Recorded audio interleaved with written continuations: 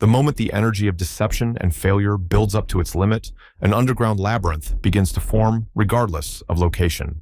Around this creepy place, there are always a lot of terrible monsters. They guard the heart in which the artifact is located. The older the dungeon itself, the more valuable will be the artifact that lies within it. His finger had hardly touched the beautiful flower when suddenly he was stopped. The flower was very poisonous. The scared-to-death soldier yanked his hand and looked at the plant with round eyes. The traveler leading them forward ordered them not to tread an extra step if they wanted to live. His name was Stitch Atelair. He was an old explorer who'd seen a lot. The two knights. Apparently, the squad leaders asked if this was really the place. The men's faces showed concern.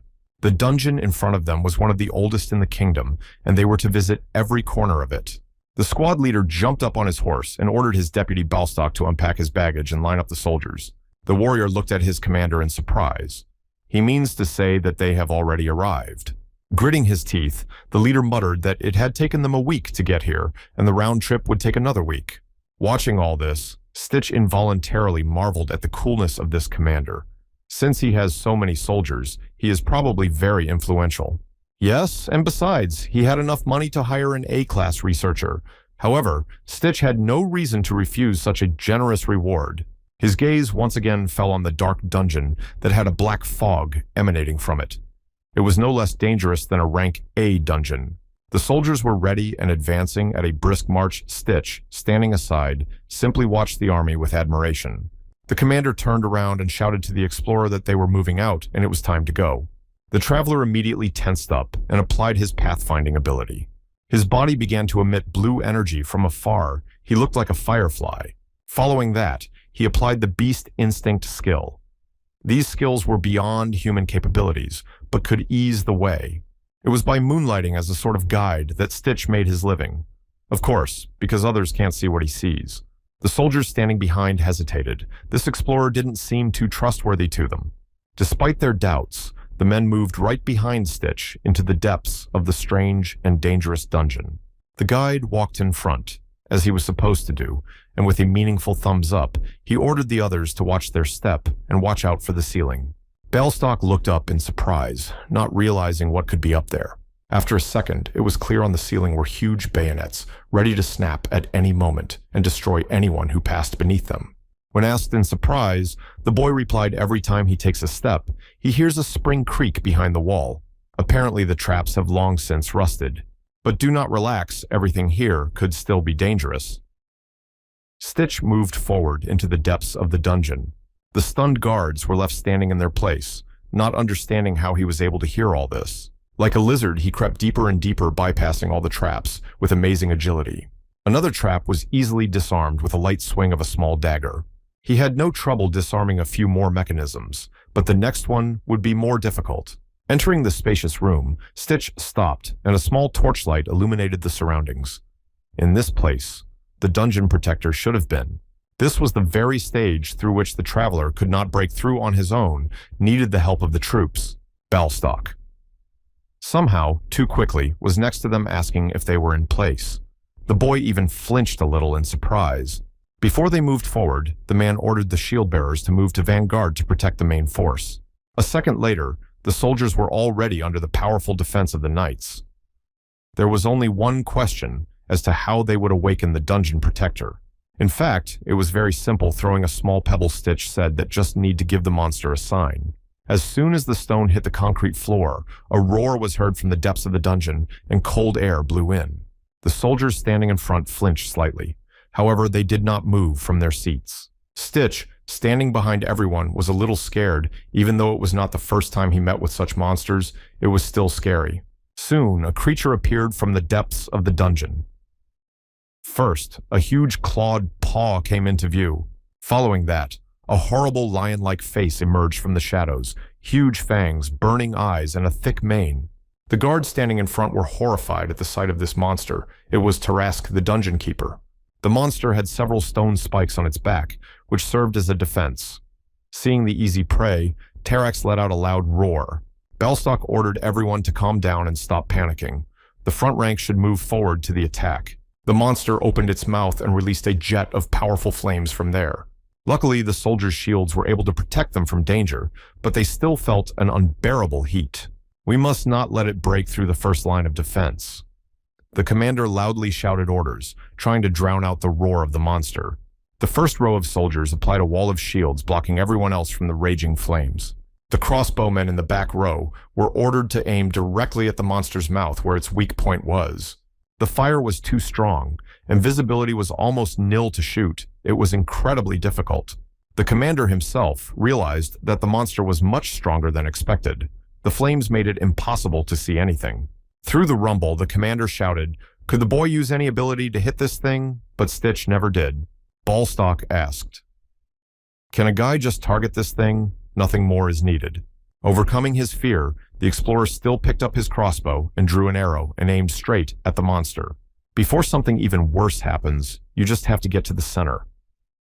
The boy used his animal instincts. The arrow flew out of the crossbow, and with a whoosh of air, it went straight into the monster's mouth, ignoring the flames.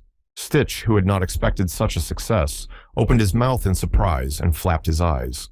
Taraski threw his head back in pain and roared with such force that even the stones fell from the ceiling. The commander smiled, but it was too early to let his guard down. At the last moment, the researcher managed to dodge the monster's powerful blow. The shield of one of the warriors dented inward, and the poor soldier felt unbearable pain as if he had been hit by a battering ram.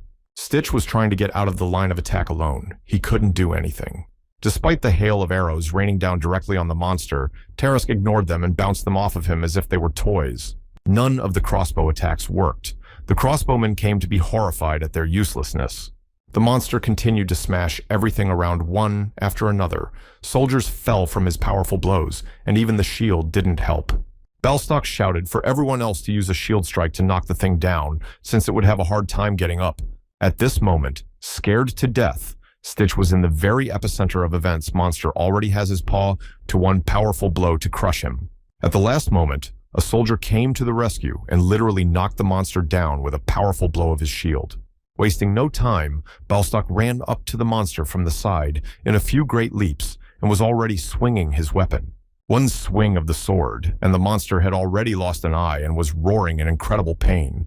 Then came another powerful blow with his shield. Tarask was gradually losing strength and was already struggling to stand on his feet. Mr. Harold bared his sword and prepared to unleash his final crushing blow on the monster. Jumping high up, he swung around. There were only a few moments left before the monster would be defeated. The beast let out its final roar, but its fate was already sealed. Harold, like a hawk, descended upon the beast and crushed it with his great sword. In one blow, it was all over. The traveler could not believe what he was seeing. Their commander was so strong that he could bring down such a monster with one blow. Harold, shining in his armor, looked around at the others with a victorious look as he continued to instinctively clutch his sword in his hands. The body of the defeated monster lay on the earth, and a pool of blood spread out from it. After the victory, joyous shouts flew into the air. The traveler's eyes lit up. He immediately thought about the artifact that was still in the heart of the dungeon. Suddenly, someone called out to him, and the boy turned his head in the direction of the voice. The column moved into the treasury, and there were mountains of gold everywhere. The herald asked the explorer, who was quite experienced but had never cleared a dungeon before. This question put the boy in a stupor, and he fell silent. It was a shame to admit, but it was true. The herald continued to reason. Their guide managed to pass all the traps without difficulty. However, reaching the center was not possible because of the defender. If the man's right, this is the first artifact the researchers ever seen in person. They stopped by the safe. Even the guards, who had seen a lot of things in their lives, were delighted by what they had seen and pulled back. Stitch stared at the shiny artifact in the center of the labyrinth, where they had come so far. The commander held the levitating artifact with one hand, and bringing it up to the boy offered him a touch. The artifact was a skull burning green flames. Stitch asked if they thought he could just take the artifact and run away. The ringleader grinned. Of course, the guy could take it and even try to get out of here, however would pay for it with his life. The traveler himself was well aware of that, so he was not going to steal anything. As agreed, except for the artifacts, everything here belongs to him. The guide reached out a trembling hand to the burning skull and felt a slight warmth. Something was wrong. The boy felt this pressure on his body that increased with each passing moment. He didn't even have time to say anything before he lost control of himself. Belstock was shocked and stared dazedly at the traveler, unable to help. Soon it was all over, and there was almost nothing left of the poor guide. Harold smugly grinned at the result of his perfidy. In what was left of the boy's hand lay a small artifact that caused such a horrible end. The soldier bent down to the traveler and wanted to take the artifact because the curse had already been broken and there was nothing to fear. They stood there for a few more seconds, staring at the result of their dastardly actions that had led to this end. It was time to get out of this place. The skull became bigger and brighter. Furthermore, the expression on his face changed and became terrifying. The boy's hand that held the ring was covered with some kind of ivy-like growths. Belstock, trying to shield himself from the blinding light, called out to his commander. Mr. Harold trembled with fear, but still did not take his eyes off the horrifying sight. The boy's body began to deform in a strange way. The clothes on his body were vaporizing, and his eyes were burning with green fire. The soldier swung his sword, ordering the others to fall back. If they wanted to live, the situation was taking a dangerous turn. As soon as the order sounded, the crossbowmen pointed their guns directly at the unknown creature, and a hail of arrows rained down. It was all useless. The herald couldn't believe what was happening. Could it be that scumbag Sino ecotype? It was too late to ponder. The guy turned into a vague silhouette, hovering above the ground. The man retreated a few steps back in fear. The artifact's reaction was immediate. Everything around it began to shake, and the dungeon collapsed. The soldier tried to reason with his commander, saying they should run, but the man froze in place. Seeing that his commander was standing motionless, Belstock took out a scroll from his pocket to return. It was their only chance to survive. The leader was still standing motionless, watching the monstrous silhouette increasing in size each time. There was anger and horror in his eyes that this boy had taken and ruined everything. He was about to draw his sword to cut the monster down, but his assistant grabbed his arm and dragged him toward the exit. Stitch's exhausted body flew down into the black abyss, like a piece of cloth. Fortunately, he managed to survive, and barely alive, he was lying on the bank of a strange underground river whose water was green in color. His eyes slowly began to open, and the first thing he saw was a clenched hand occasionally glinting with green light. With an inhuman effort, the boy tried to rise to his feet, despite the incredible pain in his entire body. Water slowly began to come out of his lungs. Rushing out through his mouth, he finally began to breathe normally. Exhausted, he fell with a wet sound onto the cold stone. What this place was completely unclear. His body felt like it was being torn apart, but something caught the boy's attention, something glowing not far from him. When he looked down at his hand, he was surprised to see that the artifact was now on his middle finger in the form of a ring. Understanding was hard to come by, because after he was deceived by the herald, Stitch remembered nothing. He thought he had said goodbye to life. His musings were interrupted by a terrible voice that confirmed the theory that the boy in front of him was the same blazing skull.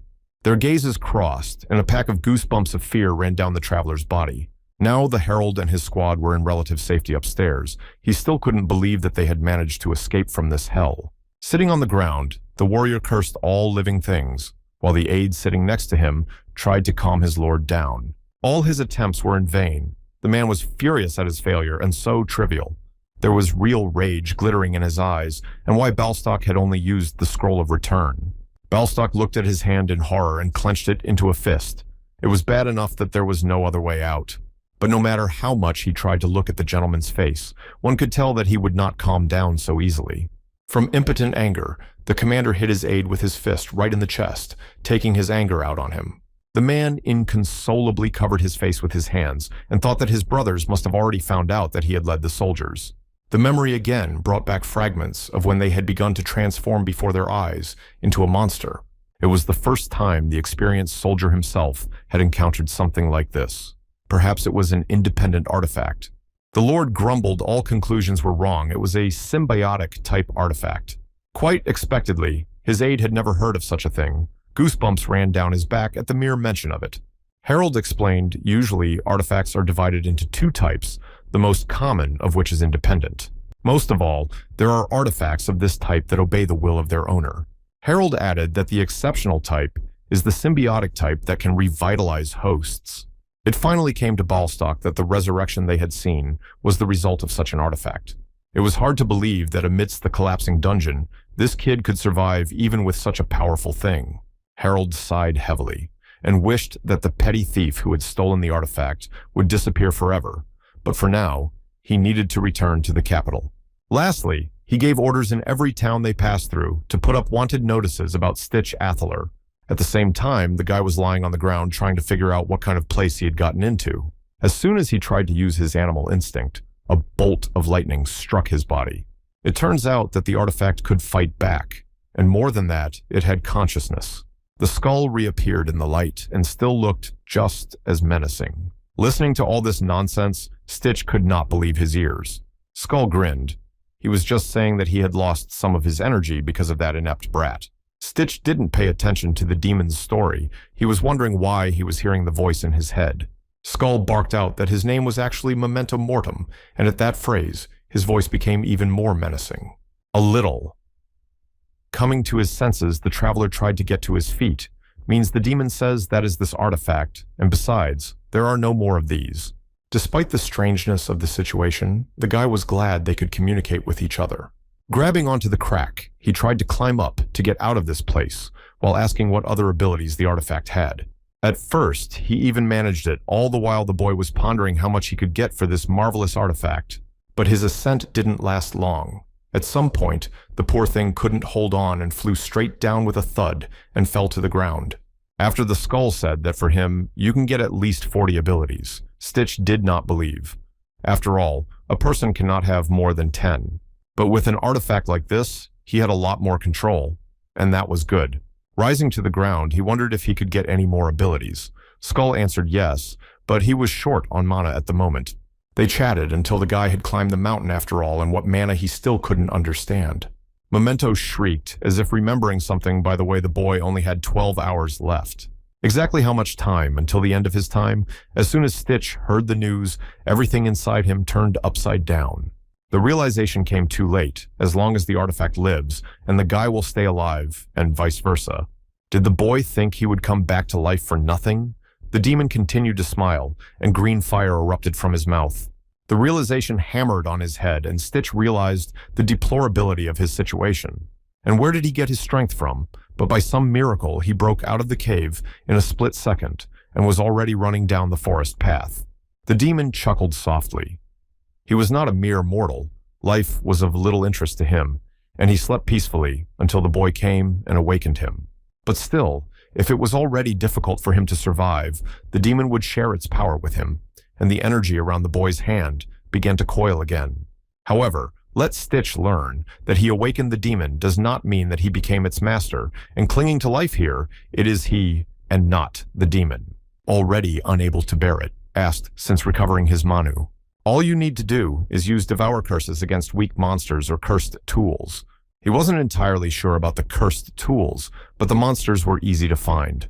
All the time he was running, the demon drove him every time, counting down by a minute, which annoyed Stitch. Trying to use his animal instinct, the poor guy felt pain all over his body and forgot about the lowering of his characteristics. Then I'll have to look for them myself, but there were some animal tracks nearby, which made it easier to find them. In addition, there was an unbelievable stench that even stung their eyes, so they were on the right track. Hiding behind the nearest bushes, the traveler saw a large wolf that was devouring its prey. That was great news. I just need to know how long the downgrade will last. In the same droning voice, the demon answered with 1 minute and 30 seconds to go.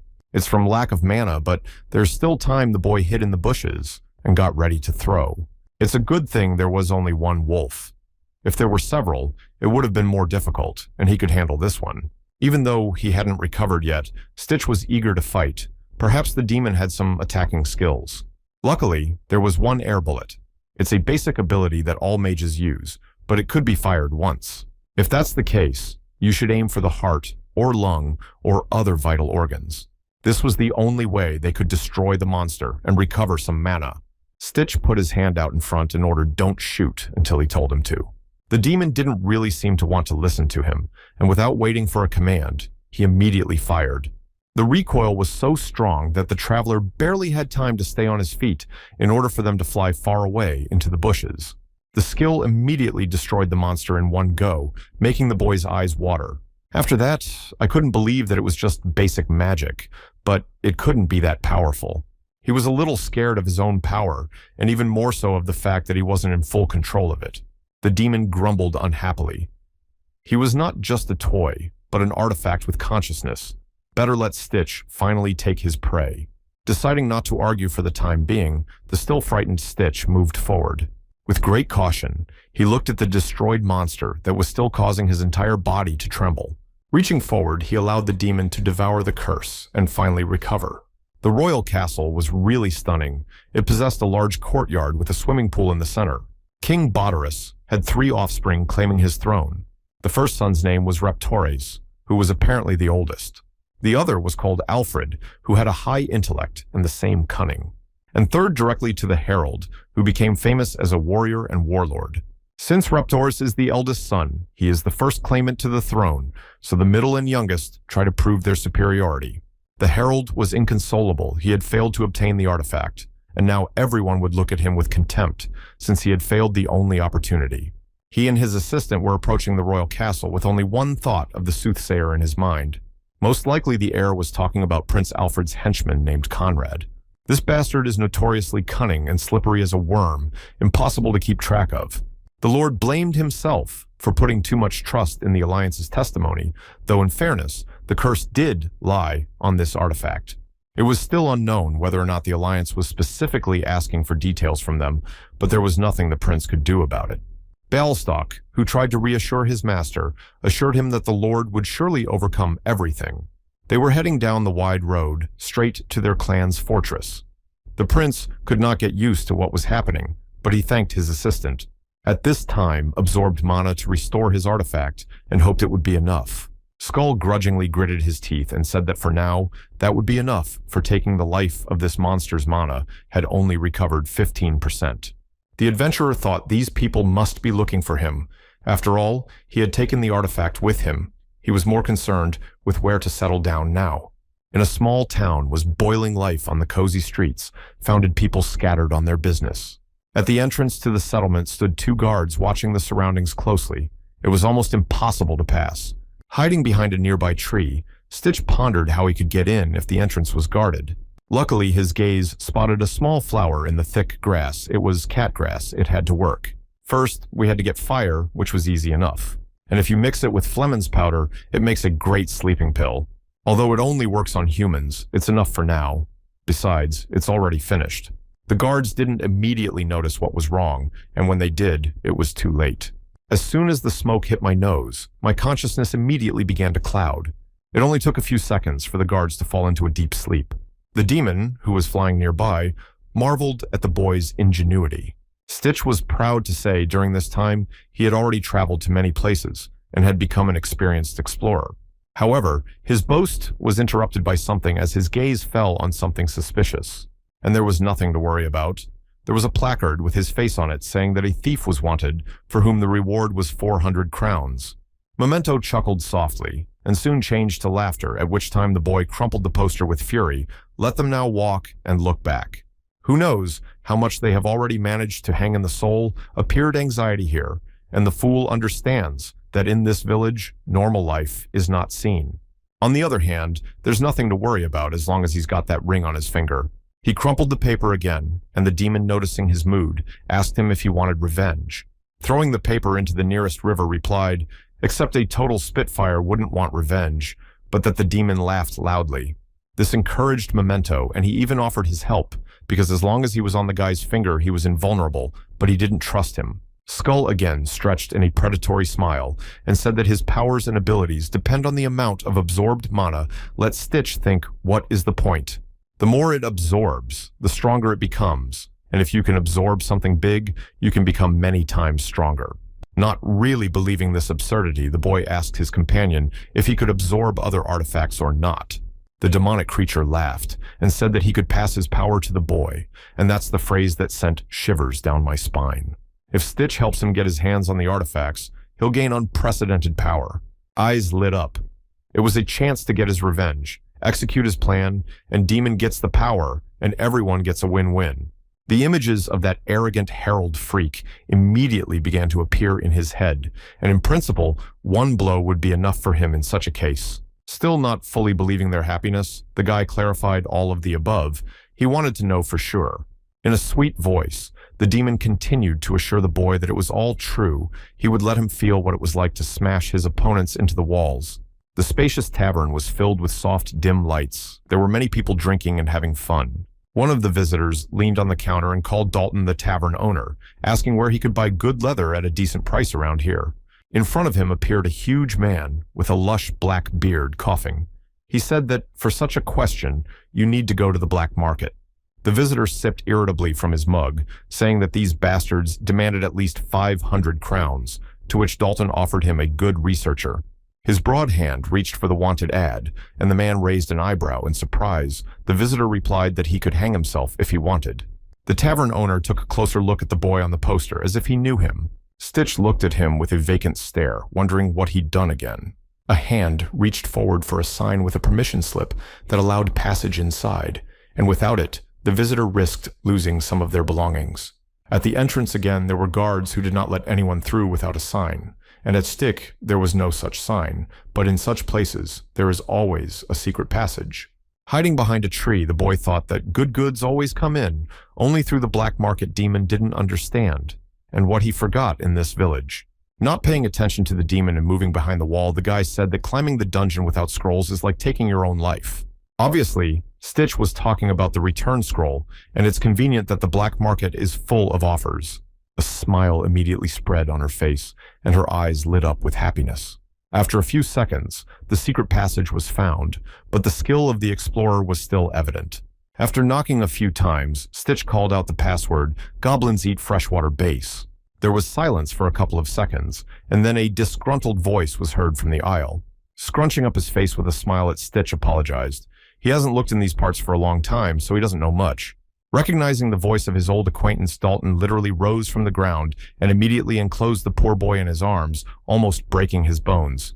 The poor man exhaled and said that everything was fine. He had an urgent case and didn't have time to think of something else. Laughing loudly, Dalton asked if this was the kid who said the back door wasn't for him, but still the man was glad to have an old acquaintance.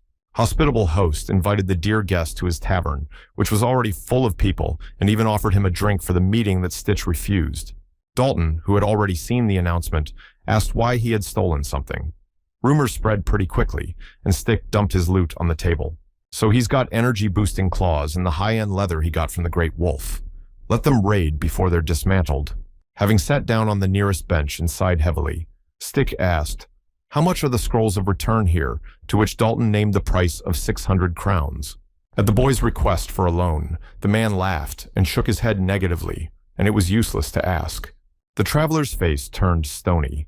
He didn't expect such a warm welcome, but still Dalton asked how much he needed. Stitch will give the money the day after tomorrow. Remembering the wanted list, the man still asked what the boy had stolen. Noticing that he couldn't get away from the explanation, he sighed and said that one son of the local king had been acting too brazenly, so he needed to teach him a lesson. The tavern owner laughed, but boasting with pride at such a price was not very wise either. He had a friend who knew scrolls. Dalton pulled out a quill and a piece of paper, asking what else was needed if a new weapon was needed. Have him ask Clyde for payment, he would generously put the payment in his name. Already making himself at home, Stitch asked him for provisions and walked over to the hooded man sitting next to him. The boy's fist came down beside him with incredible force, immediately waking the sleeper. The old man raised his head, his face wrinkled, and began to mutter some swear words to himself, coughing constantly. As soon as Clyde opened his mouth, there was a smell of booze, so strong you could have fainted. It was only evening, and he was already so drunk. When poor Clyde heard such harsh language, he immediately burst into tears, and so he gives his goods away for half price, and still no one buys them.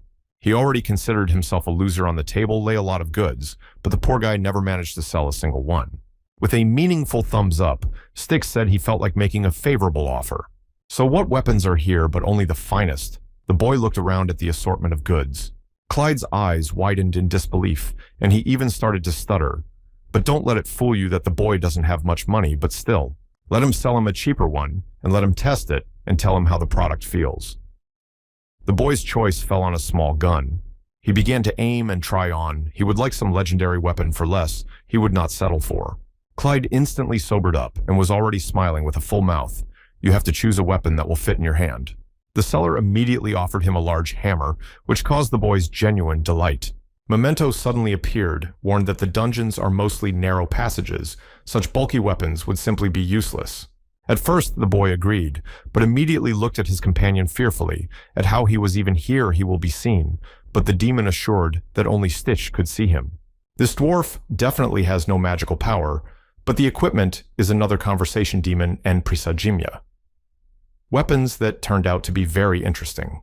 He's very talkative today, doesn't he know how it works?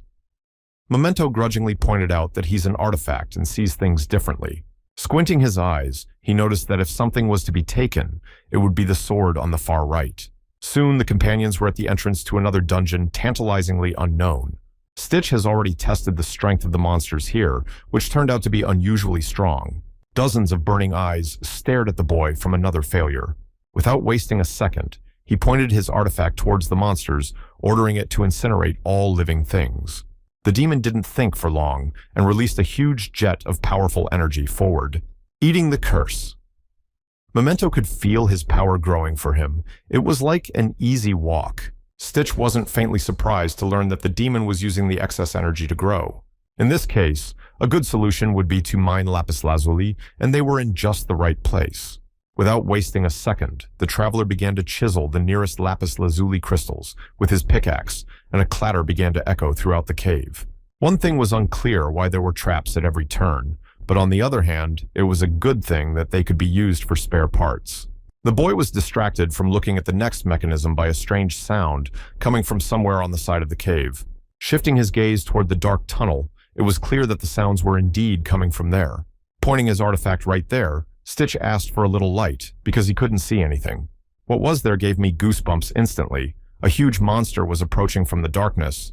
It was a mineral lizard. The moment it opened its mouth, it became clear it was the one making those nasty noises. Stitch dropped the pickaxe from his hands and was stunned by the horror he saw. The lizard leisurely approached him, looking at him with its red eyes. The deceptive calm didn't last long. The monster opened its maw and spat fire directly at the boy. Luckily, the intruder had time to bounce off, but still hurt his shoulder. The t-shirt there vaporized instantly. It sucks to be caught by a very nerdy monster who uses poisonous minerals. His body is as strong as steel, and he can't even be scratched, let alone killed, by a mid-level force. If that was the case, there was no other option but to destroy it with my amulet. The demon seemed to have a different opinion. The boy must be crazy if he used a skill in this cave. It would cause a cave-in, but still he fired. Despite the demon's joy, Stitch didn't understand what good it would do if everyone died, but it was a great chance to test the new weapon. I couldn't believe it had to be done right now, but it seemed the demon was determined. Preventing indignation, the demon asked Stitch if he would keep him safe until the meeting with the dungeon keeper was such a good time. Despite his inner doubts, the traveler still pulled out his sword and also a vial of liquid. In one deft motion, he inserted the vial into the weapon and pressed until the characteristic click. The moment of truth. Holding the sword in his hands and approaching the monster, Stitch no longer thought about anything. After running a few meters on the move, dodging blows, he jumped up and pointed his blade straight at the monster.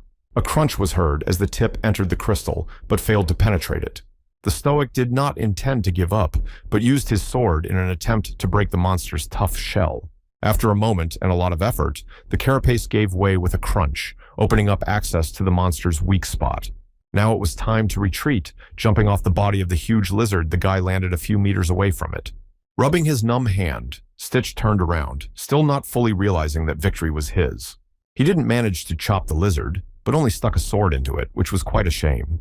On the other hand, he won. And that's the main thing. Was even a bit of a shame that he lost his weapon, even though Stitch bought it to test it. There were still a few vials of gas in the bag, which wasn't easy to get, and only 4 capsules left. Interrupting the boy's joy, the demon said something was wrong here. It couldn't be that simple. Memento didn't know what was wrong, but his senses were not failing him.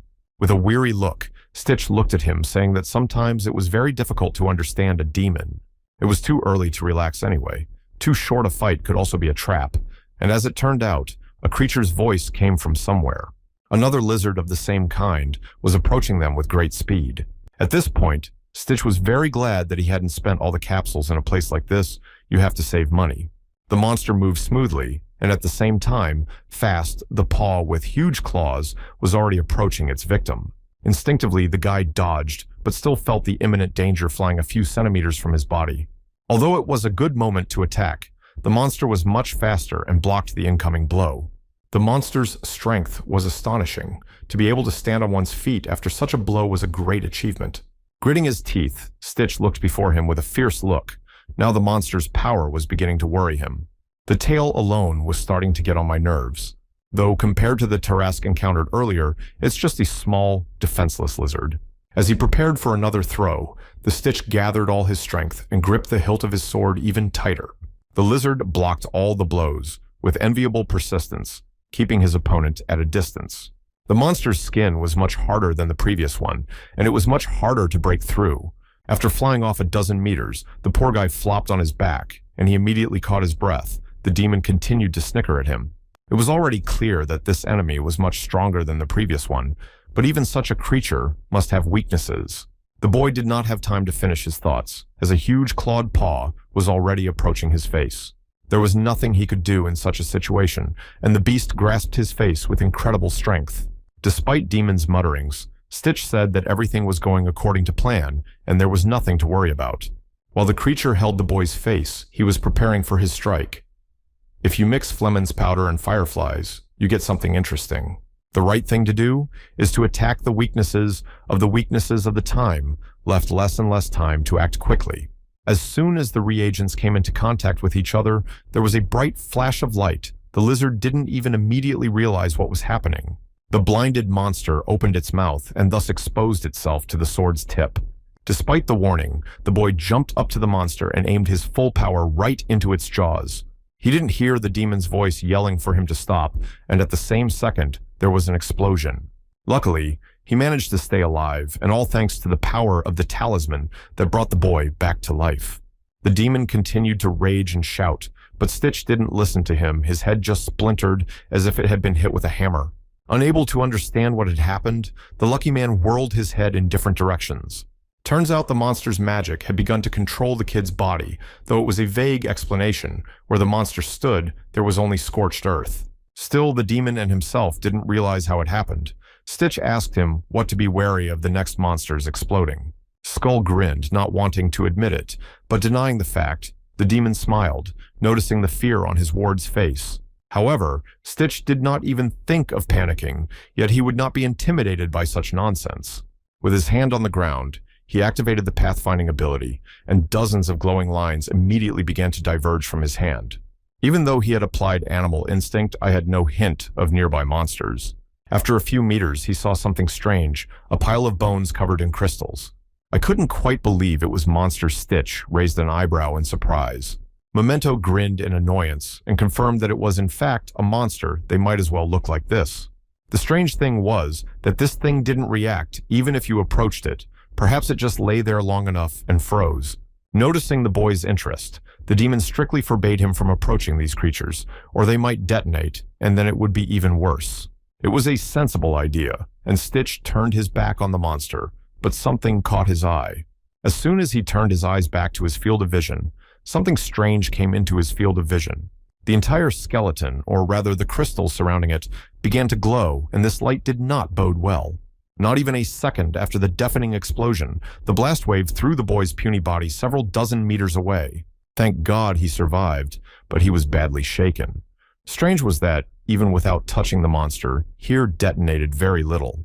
There were colorful crystals everywhere, looking much more beautiful than anything he had seen before. With the thought that he could make a nice profit, Stitch reached for one of the crystals.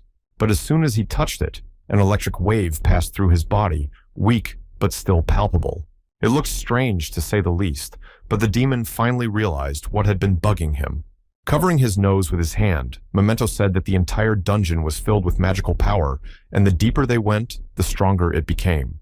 As a consequence, the monsters they meet begin to react faster and explode more violently. Stitch glanced at his companion and suggested that it must have made them more aware of their surroundings. The demon added that apparently because of what happened, it's not just monsters that are affected. The bad feeling grew stronger, and a horrible thought came into my head that this passage was a real minefield. Smirking, Memento added, It wasn't all bad news because of the strong magic. The boy wouldn't be able to use even a simple recovery skill. Besides, as he believes in such a situation, an escape scroll is also of little use. The worst possible thought came to itself. Escape is simply impossible. Despite all of this, the good news too is the demon rushed to reassure the boy the destruction of this creature might help them get out of here. Despite all their searches, they were never able to find the source of this unfortunate magic. The only thing left to do was to check the huge door nearby. There was only one option. The doors creaked open and a strange picture appeared. Somewhere in the distance, a bright blue ball was blazing. The boy's eyes immediately widened in confusion as to what it was, but the demon hastened to clarify by saying that it was Jin. But what is the spirit doing here? If you look closely at the core, you can feel something. The companion was trying to give Stitch the right idea. It was actually an artifact, since spirits are born at the fusion of power and magic. No sooner had they finished their thought than the boy needed to retreat urgently because Jin started to attack first. It turned out that this guardian is the cause of all their troubles. His body merged with the artifact and sprays magic in all directions. That's why the dungeon has turned into a minefield. You need to destroy the epicenter. Stitch already realized it himself and ran forward, despite the fact that several shards were already flying at him. With the help of his weapon, he was able to repel the attack, which cost him a lot of strength. But as luck would have it, the demon was late in warning that the concentration of strange magic was much higher in this place. Despite the advice to run away, the guy remained standing still and stared in surprise at Jin. There was something strange there. Jean began to warp and Stitch became numb and heard nothing but the beating of his heart. If it hadn't been for his companion's shout that brought him to his senses, there would have been nothing left of the boy, for Jin had launched an energy jet in their direction.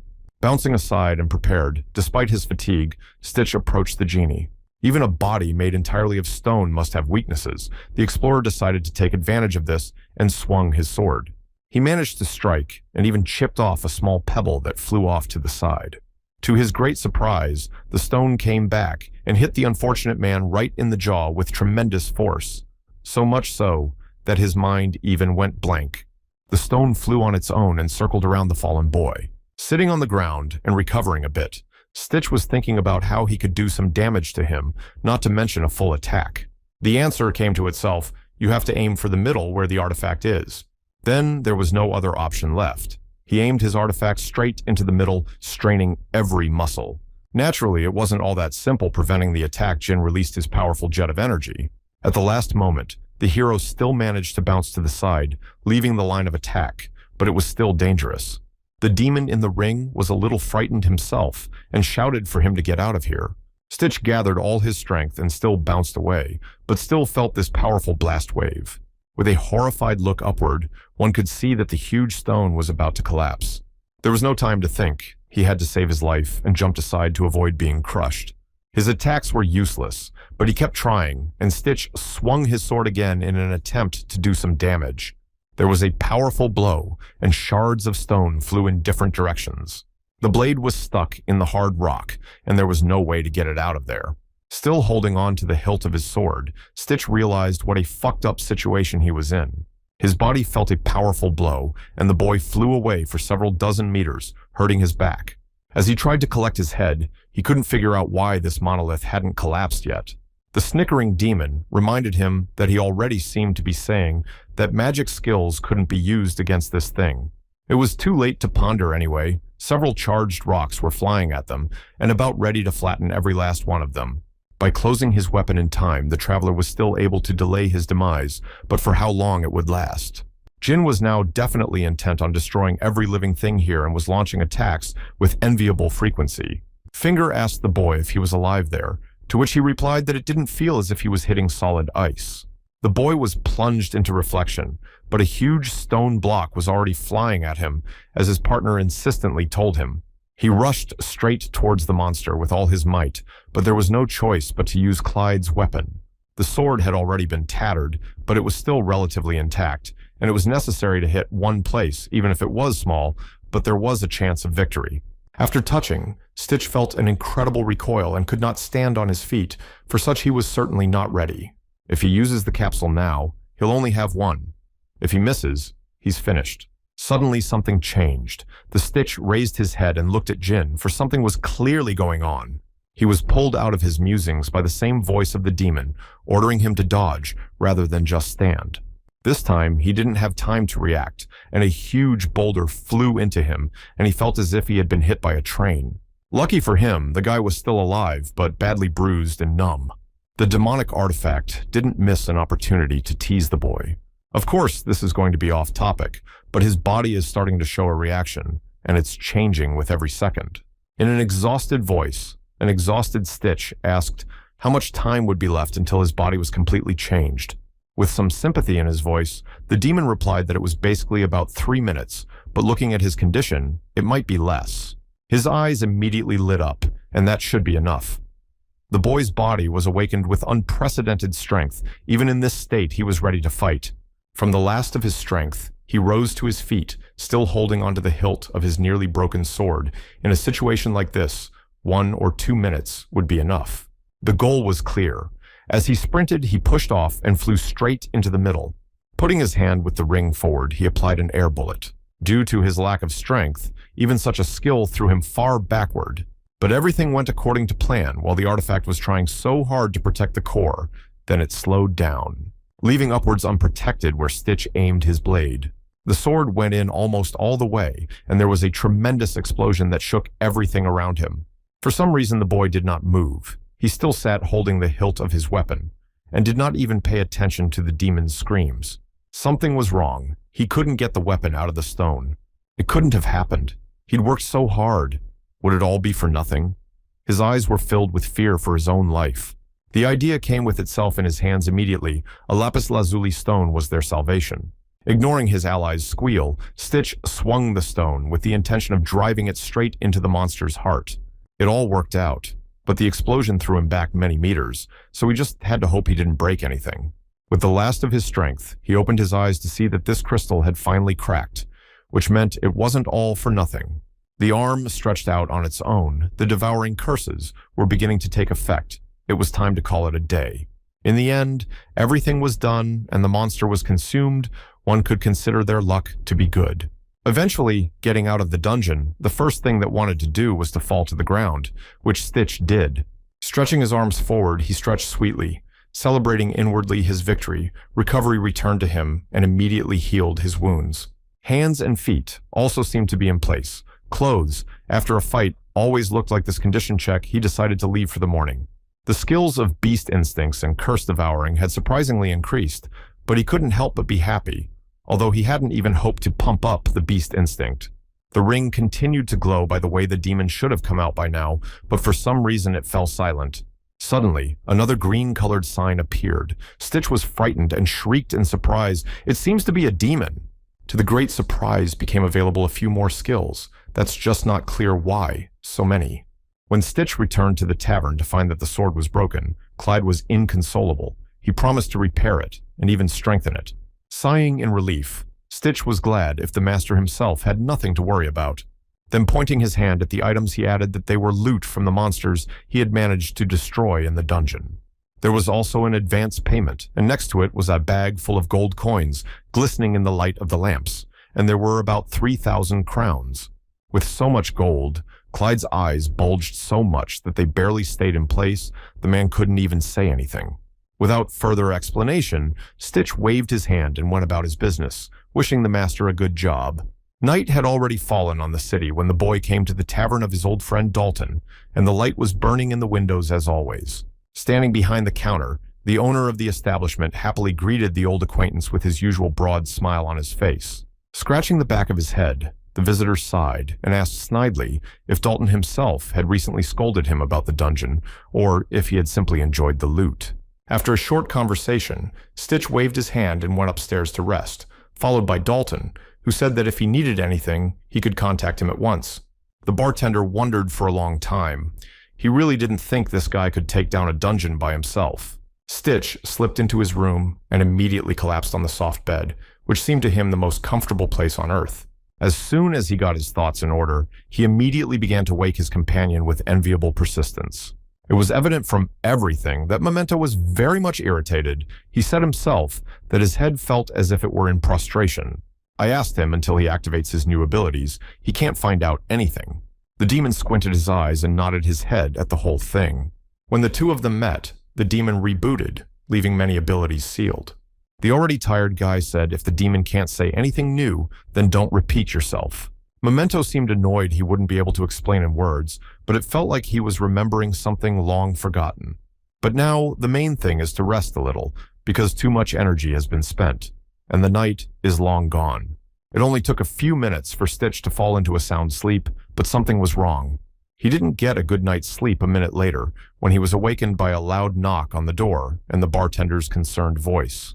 Without waiting for an answer, Dalton burst into the room, and the first thing he said was the word Clyde, and it was obvious that the man was very worried. Quickly waking up, Stitch along with Dalton went down to the hallway where several people were already waiting for them.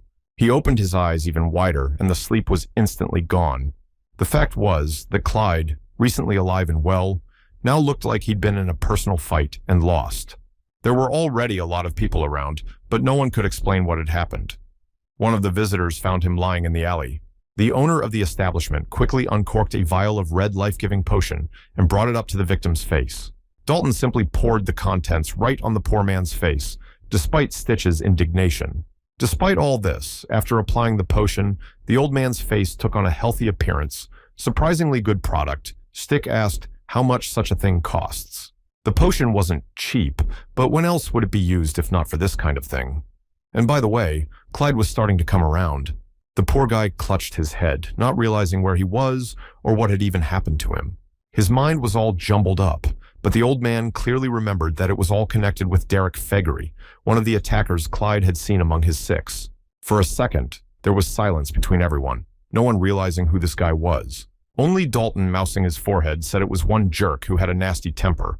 But until now, the man had tried to turn a blind eye. One time that little punk made a mess in front of everyone, but Dalton explained it to him in a clear way. I guess this is the result.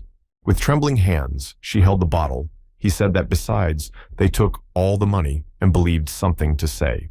The old man quoted his attacker as saying until he puts this creep behind bars, he won't rest. There was nothing to think about. Stitch guessed at once that it was about him.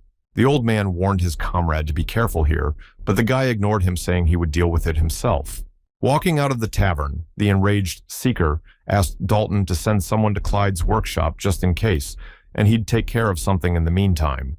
All the way, the demon was concerned about his ward's condition, to which Stitch simply replied evasively. Of course, to destroy all undesirable people is not the way out, so he will just turn into an animal, but the boy could not leave this case just like that. Applying his animal sense, he began to track down the offenders with the skill to make it extremely easy. It didn't take long to realize where the bastard was. He was standing next to the guards, arguing hard. The enforcers politely apologized, but Dalton was a good citizen. Yes, and it's inconvenient to break in on him and for complaints at this late hour. Derek gritted his teeth and realized that there was no way to prove anything to these knuckleheads. There was nothing to do. He returned to his usual company where two companions were waiting for him, wondering what the guards had said. A man with a small beard and black hair asked why his friend was going out of his way for a measly 400 crowns. Derek replied in an angry voice that it wasn't about money at all. He didn't know who this newcomer was or what he was doing, but he had to catch him.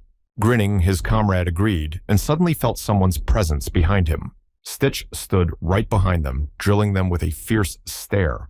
For a while, all present were stunned with surprise. They were wondering how to find this boy, but he came to them. Stitch's voice sounded somehow monotonous. He hadn't beaten people up for a long time, but here, as they say, it was God's will. The white-haired brigand approached the boy and grabbed him by the scruff of the neck. Without thinking long, Stick grabbed his opponent's hand, and on his finger, the ring was already burning. Before the bandit had time to think anything, he felt only a powerful blow and flew somewhere aside into the bushes. The boy stretched his arms and felt an unseen surge of strength. Now was just the perfect opportunity to stretch his fists. The two remaining men, Derek among them, were already preparing to attack, the black-haired man holding a shiny knife. Unfortunately, he couldn't use it as he was immediately hit in the face with a powerful knee strike. Immediately his nose broke, and the uncomprehending bandit also flew backwards. Derek, who had been watching all this time, also decided to rush to the attack. This degenerate was just a piece of meat for 400 crowns. With one deft move to block the blow, Stitch had already prepared his powerful fist. His speed was many times superior to these freaks. Derek suddenly felt a powerful blow to his jaw and immediately spat out several teeth. Gradually, Stitch began to come to a rage. One more blow, and here his opponent is already flying somewhere very far away. Trying to cling to the remnants of his thoughts, Derek wondered why they gave so little for this kid if he was so strong. Seeing his rival lying on the ground, Stitch ran up to him and poured Jivi to finally get him back on his feet, while Demon enjoyed the spectacle. Soon, there was a plate of flavorful pancakes and some other soup on the table with everything ready to eat. Dalton was wiping the cutlery and discussing the recent events of Derek wandering around the village like a bum this morning and what Stitch had done this time. Sweetly pulling up after a good night's sleep, the guy sighed, saying it was nothing special, he was just kneading his bones. Soon, the familiar voice of the dwarf armorer was heard, waving his hand in greeting as he not only repaired the tool, but also improved it. The weapon did look fresher at the end. The craftsman made a wedge-shaped tip for better efficiency and attached a wire on the inside. Dalton and Stitch squinted at the new weapon, something they doubted that this thing could be called a sword. Clyde sighed sadly and spoke about the gas capsules he had. Unfortunately, he could only get 4 of them.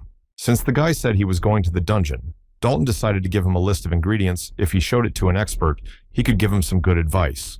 Besides, the bartender decided to ask around at the black market, so there would be no problem, and the dwarf marveled at how well the weapon fit Stitch. And indeed, everything looked great. Pleased with the updates, the guy thanked his old friends heartily. Clyde frowned and stopped his friend. If the Stitch had a new weapon, he had to name it something. Until that moment, not thinking about such things, the guy recovered, but suddenly heard the voice of the demon saying only one word, penetrator. Okay, so maybe let there be a penetrator lovingly inspecting the acquisition. The guy smiled broadly. Toward the gates of the great castle approached a procession of heralds, dispersed all warning that His Highness had returned.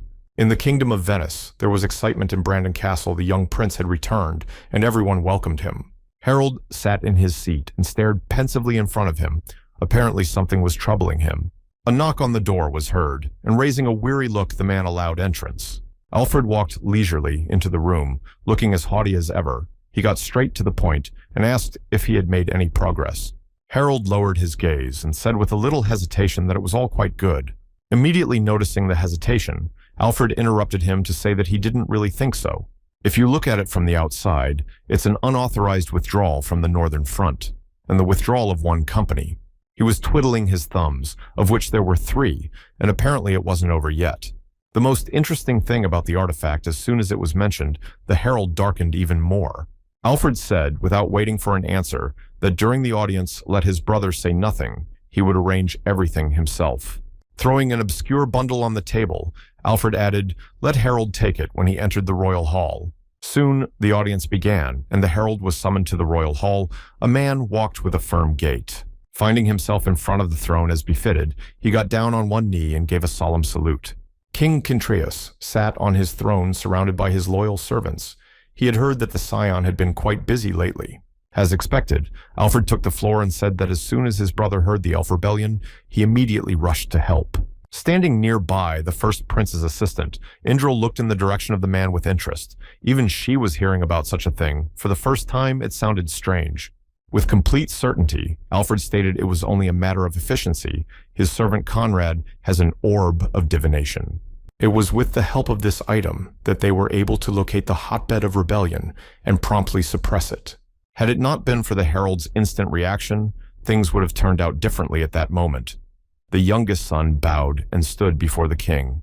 As soon as Indril heard about the artifacts, her expression immediately changed. With his gaze fixed in front of him, Alfred confirmed that it was for this reason that his brother had broken the ban. The king shook his head negatively, but he wondered how it all ended. Lowering his head even lower, Harold reported with sorrow in his voice that he had lost the entire company except for Belstock, but he had managed to destroy the artifact. The king was interested in this and asked again how the destruction had gone.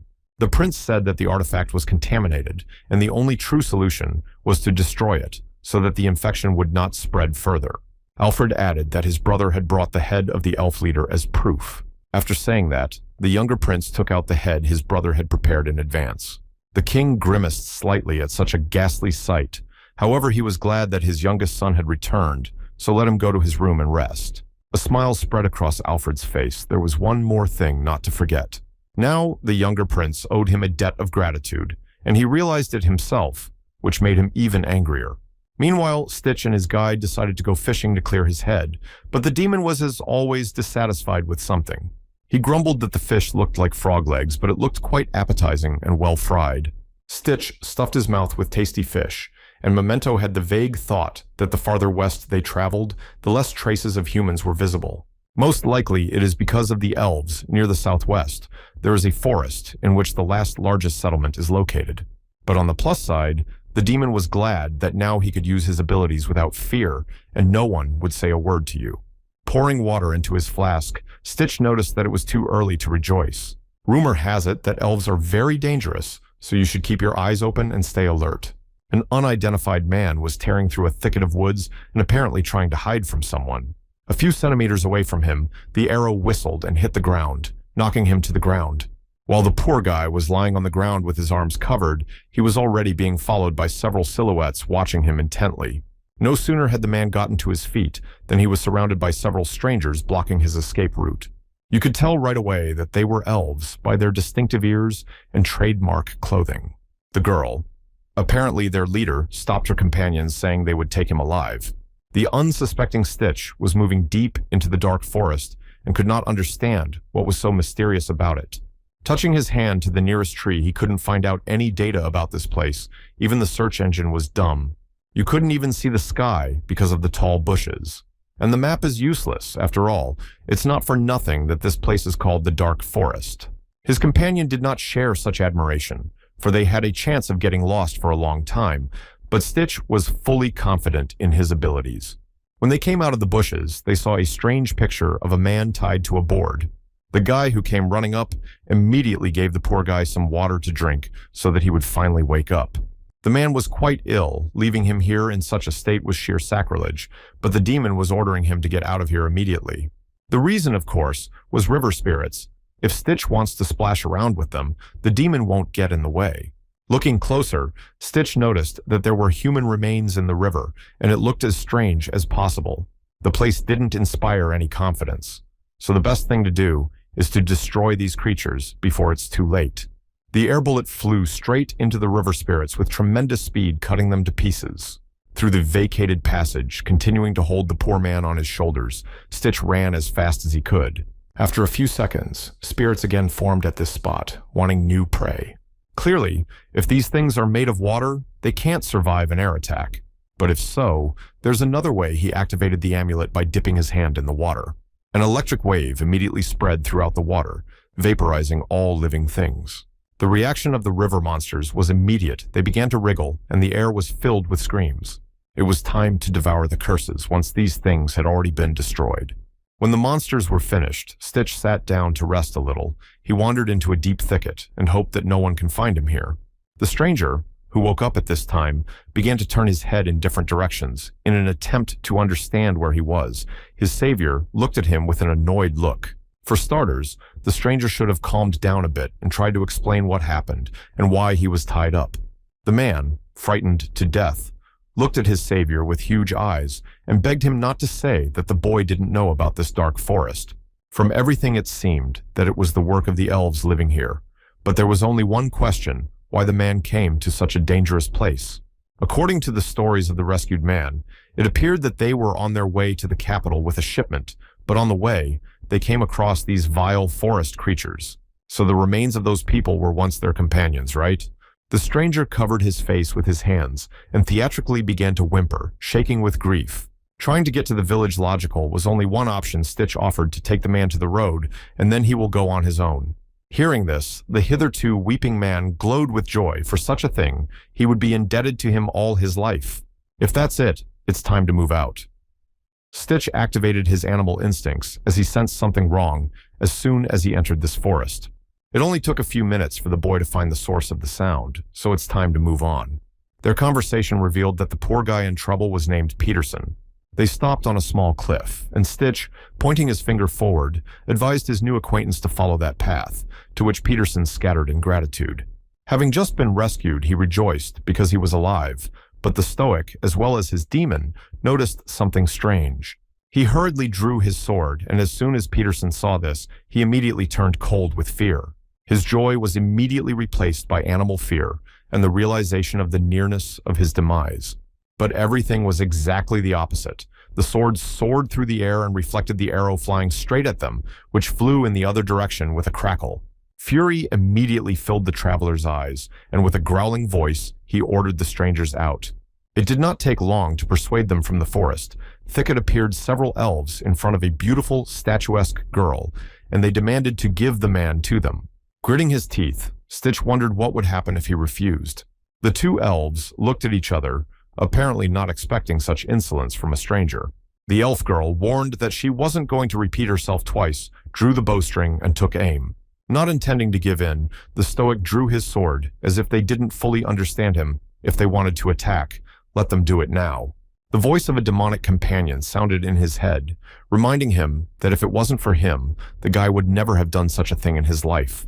The hooded elf asked the main what to do with this guy, but the girl silently only continued to draw the bowstring. She finally lowered her weapon, realizing that talking would solve the problem much easier in this case. It was slightly unexpected, and Stitch didn't realize the fight wasn't going to happen the first time. Surprised at this behavior of their superior, the other elves looked at her with surprised eyes, but Elena shook her head. With a single gesture, she ordered her companions to be quiet and took a few steps towards the stranger. Looking at Styx with a serious but calm gaze, the elfess asked if he knew the reason they were demanding the man's return. Surprised by this turn of events, Stitch asked for clarification. Peterson sensed that his defender seemed to be giving up ground and started tugging on his shoulder, but the guy said not to interrupt. Elena frowned, saying that before she started, she would like to know what the bastard had told him. Once the circumstances were clarified, the situation changed dramatically, and Peterson no longer felt so secure. Helena laughed heartily and invited them to come with him, and Stitch dragged Peterson along with him, though he struggled. A few minutes later, they arrived at the ransacked wagon the victim had mentioned. Stitch, not understanding anything, studied the scene and could not understand what was going on. Elena, noticing the boy's perplexity, approached the wagon and asked, didn't he get confused, and really there was a completely different direction. If they wanted to take cover, they should have gone deep into the woods, but the tracks lead in the opposite direction. That's for one thing. The elf's face became more welcoming. Each time they continued the dialogue, it was obvious that Peterson was getting more and more nervous and pouring cold sweat. Elena went straight down to the river, which caused quite a commotion, but she calmed the others down by saying that it was their territory and they were in no danger. The elven woman threw at Stitch's feet the very limb he had seen in the river, and this second, and Peterson also called them his companions. All the people who were in the woods found the same bracelets that were on the victim's arms. I didn't have to think long. Stick was furious that this Peterson had deceived him so cleverly. Grasping the hand of the recently rescued man who had turned out to be a deceiver, the boy shouted that it was a slave trader's bracelet. Peterson tried to justify himself with his last strength. So why did he believe these sharp-eared men and not his own kin? He didn't have time to finish before he was hit in the face by a powerful blow that knocked out several teeth. It was useless to beg for mercy. You could see on Stitch's face that he was ready to smash the bastard to the ground. Stitch's voice sounded different now that this degenerate is so smart. He shouldn't have hidden the truth if he's ashamed to do it himself. So, what's the point? Peterson was lying on the ground, trying to bring himself to his senses after such a powerful blow. He had far fewer teeth left in his mouth, and Stitch continued to rage, and the bastard dared to yell back. Elena, still in the same calm voice, asked how he would do and what he would say now. Stitch just turned in her direction and looked at her with a crazy look. The elfess noticed the stranger's fist clenching, and nothing good could be expected from such a thing. Peterson tried to come to his senses and was already smiling hysterically, realizing his near end. However, his sneaky nature couldn't end things so easily. The man snapped out of his seat and ducked. To Peterson's dismay, the arrow stabbed him in the back, piercing him through and through. The bastard started to stagger but still kept running. Elena took even better aim and prepared to shoot. The next arrow, whistling through the air, sliced straight into the man's ass, and it was not a pleasant sight. Stitch, who was watching, marveled at the marksmanship of the moving target. And in the most painful place at that time, she went to Peterson lying on the ground begging for mercy. He promises that if he's spared, he'll never catch her eye again. Plus, he promises to make amends. In desperation, the man has already asked for help from everyone, even the Stygian who almost took his jaw off. The criminal had no hope for help, but still begging, Elena pointed her bow at him, ready to fire. The arrow went through and fell into the river, leaving behind a drop of scarlet blood. The forest dweller wiped the arrowhead and couldn't help but wonder Stitch and the stranger were of the same race, and he didn't even move to help him. The stranger, still wary, said he was one of those who could not contain his anger. Blocking her attack would be a pretense or foolishness. Elena pointed her bow at him again. In that case, he understood exactly why she had to destroy any human caught here. Drain. Of course he did. Without waiting for an answer, she released the bowstring without the slightest hesitation. The tip came close to Stitch's face, but he was ready for it. He's not an ordinary traveler, so he shouldn't be written off. The arrow whizzed a few centimeters away without doing any damage. In one big leap, Elena moved away and got into a fighting stance. She was amazed that the guy didn't even move when the deadly arrow flew past him. Noticing the ominous energy around his body, she assumed he was a mage, though it was hard to tell at first glance. The elves began to talk to each other in a language of their own, incomprehensible to the others. Two of Elena's allies heard the order and instantly took off, disappearing into the thick of the forest. Sitting in the trees, they drew their bows prepared to destroy the enemy. Two bursting arrows flew straight at the Stoic, who saw everything perfectly. The crosswind worked just in time, pushing everything around them aside. The house elves were in shock and could not believe that there was any such powerful magic. In a completely calm voice, Stitch asked if they were counting on such an outcome of events, so why did they let him in on the details? Launching another arrow at the enemy, Elena answered, they only wanted to show that they do not destroy anyone without reason. The boy wanted to pull out his sword, but the demon warned him not to overdo it, or he'd already used most of his mana. The next blow he also easily deflected, the elven woman aiming for the head, so it is not difficult to predict. In principle, sitting and only defending herself is also stupid, but she will lose a leg or an arm if the Stitch attacks the demon corrected her. Having gathered his strength, Stitch directed a powerful beam of energy towards the enemy demon, involuntarily admired the resilience of his ward. The elf, sitting somewhere in the bushes, managed to bounce aside at the last moment. The guy immediately moved closer to another one and pointed his foot right in his face. It only took a second to reach the target. The sound of a powerful impact was heard. Elena couldn't believe that there was such power with an ordinary object. You can't use multiple types of magic. Maybe it's an artifact. That was the question she asked the boy. All but interest overcame her hatred. Without much enthusiasm, Stitch replied that he had gotten it himself. The elfess was horrified and immediately launched several arrows in his direction, but thankfully the boy got away in time. Just by looking at Elena's face, you can tell that she was filled with anger and ready to destroy anyone in her path. When asked what she was muttering, Memento laughed. She said that it was not a sin to launch a curse at such a head. Helena had not hesitated to get behind her victim's back and had already drawn the bowstring for a shot. The arrow whistled through the air and plunged straight into the unsuspecting Stitch's chest, causing severe pain. Jumping away from each other, they stood like that for a while longer. Their confrontation was just beginning. Even the recovery skill didn't immediately help heal the wounds, and the poor guy felt a severe pain in his chest. Elena's keen eye immediately saw that the boy was using some sort of witchcraft. The wound began to heal at an astonishing rate, and the arrow was out in a second.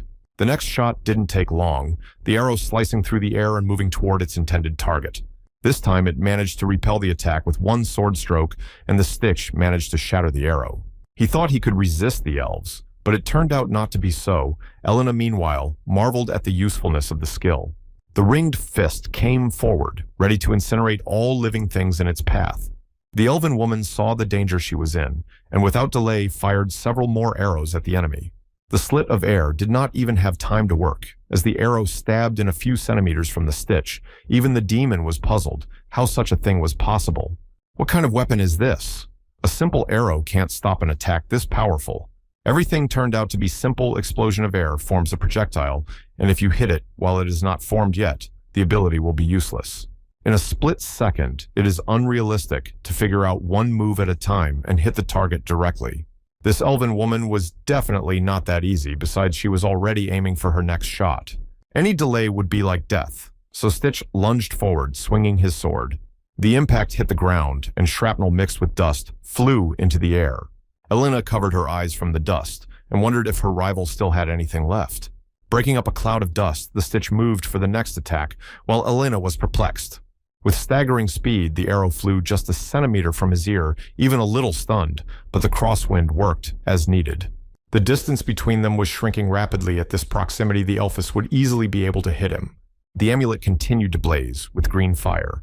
Much to his surprise, his opponent didn't use magic attacks. His fist simply moved towards Elena's face. If she hadn't reacted in time, she would have been hit hard, but luckily she managed to jump aside. The next blow didn't take long for the Stitch to strike, determined to defeat her physically, if not with skill.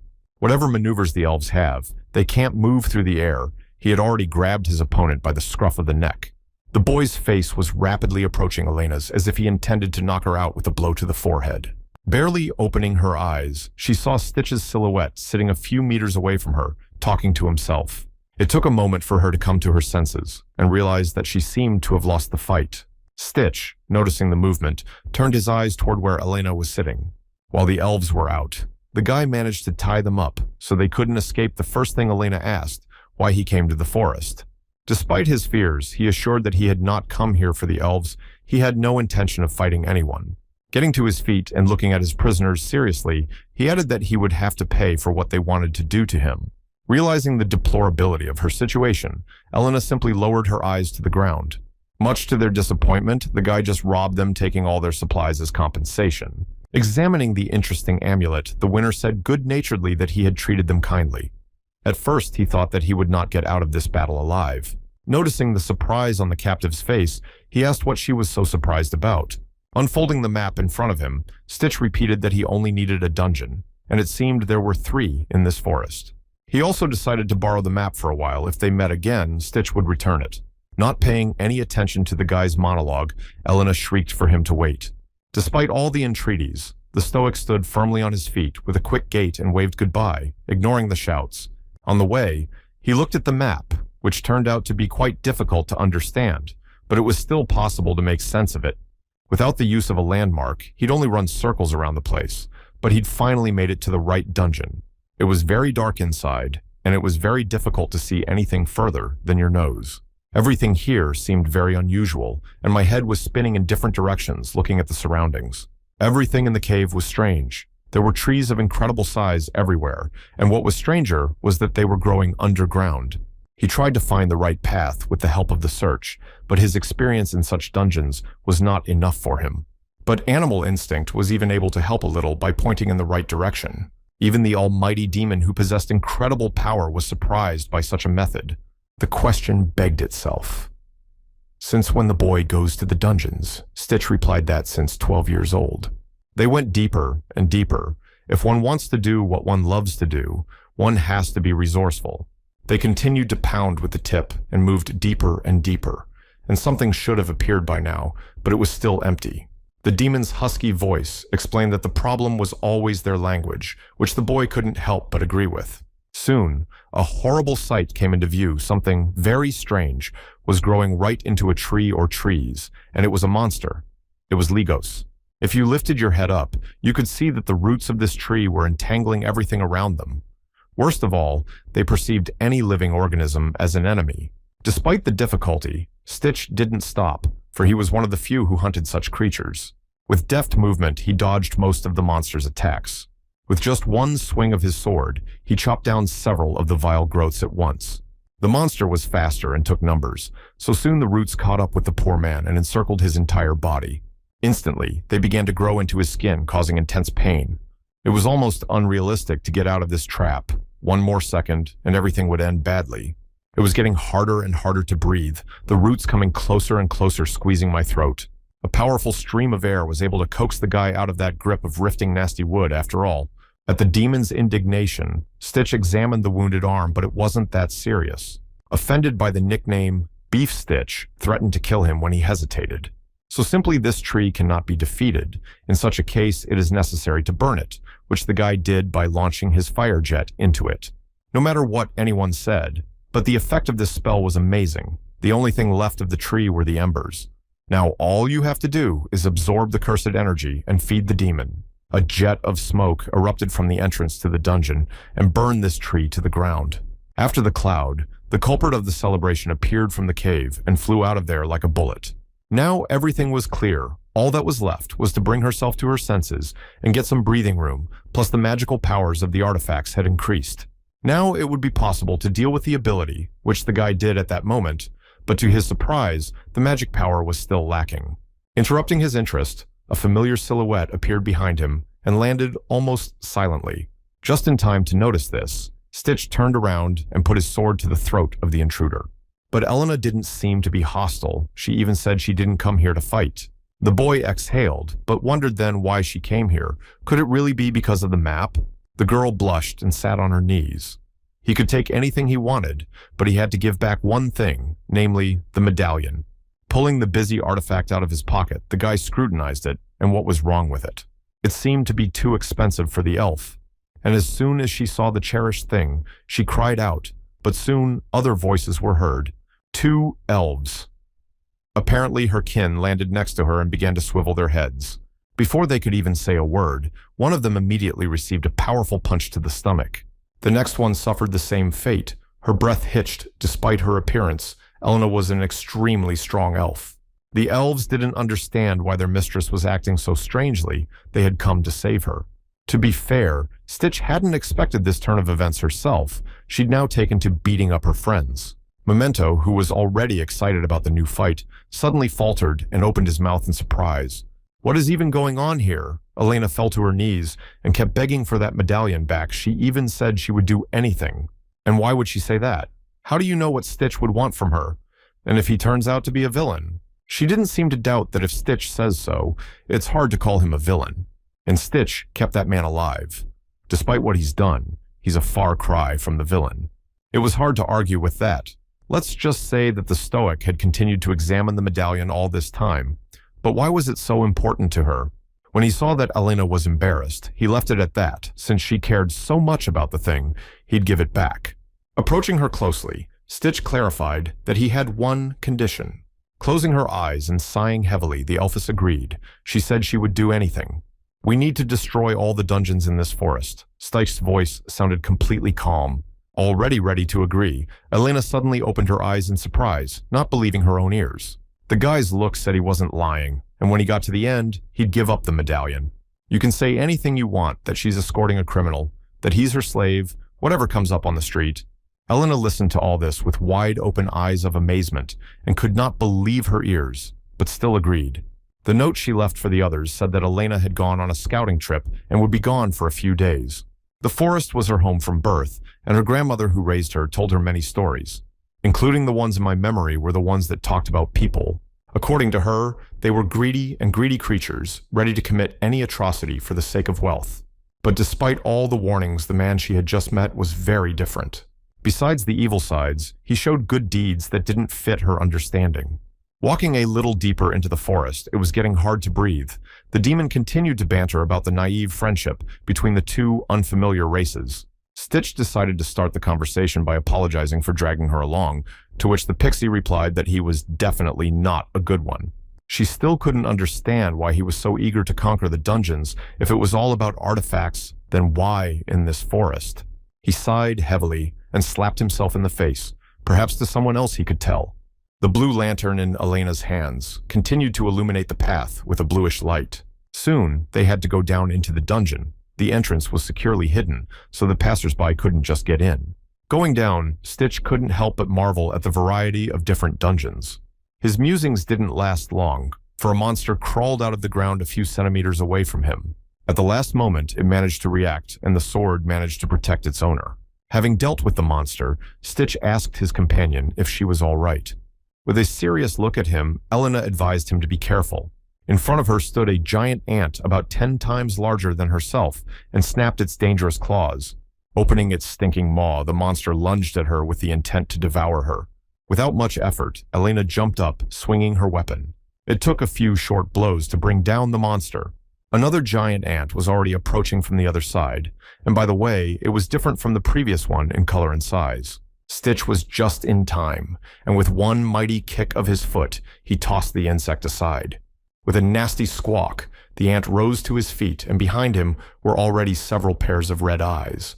Ordering them to stay behind, Stitch prepared a fireball to burn the monsters before there were more of them.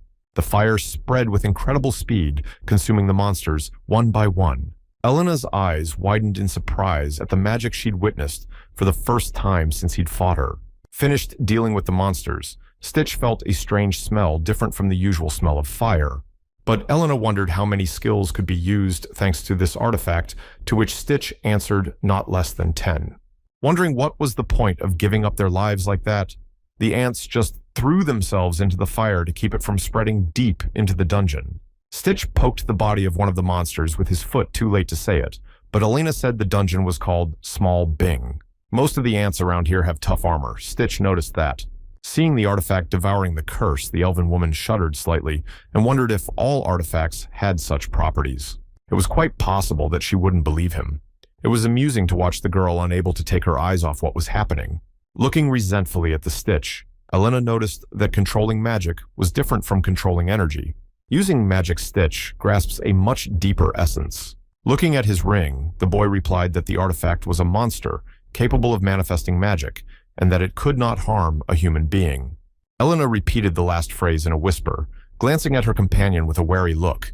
Quickly she turned around and went deep into the dungeon. The demon asked him what he thought about what she was thinking, to which Stitch shook his head. When asked if he could be trusted, the demon said that there was no choice, which was logical. They'd gone deeper and deeper, and it was very confusing, which is why the elves don't come here. After striking the wall several times with his sword, the stoic used his beastly instincts. Something seemed strange to him as soon as he began to explore the depths of the dungeon. It turned out that there were more ants than expected, and they were moving straight towards the uninvited guests in an endless stream. The dungeon they were in had a very complex system, far more complicated than any they had ever encountered. It was showing too much movement to build an accurate pattern. Elena, who started to speak, reminded that this dungeon was very complicated, and it was almost impossible to find the main one by normal means. Suddenly, the pixie's keen hearing caught a strange movement Elena immediately ordered to hide. The elven girl grabbed him by the neck and pressed him to the earth, which was unexpected. Covering herself and the boy with the cloak, she ordered him not to move.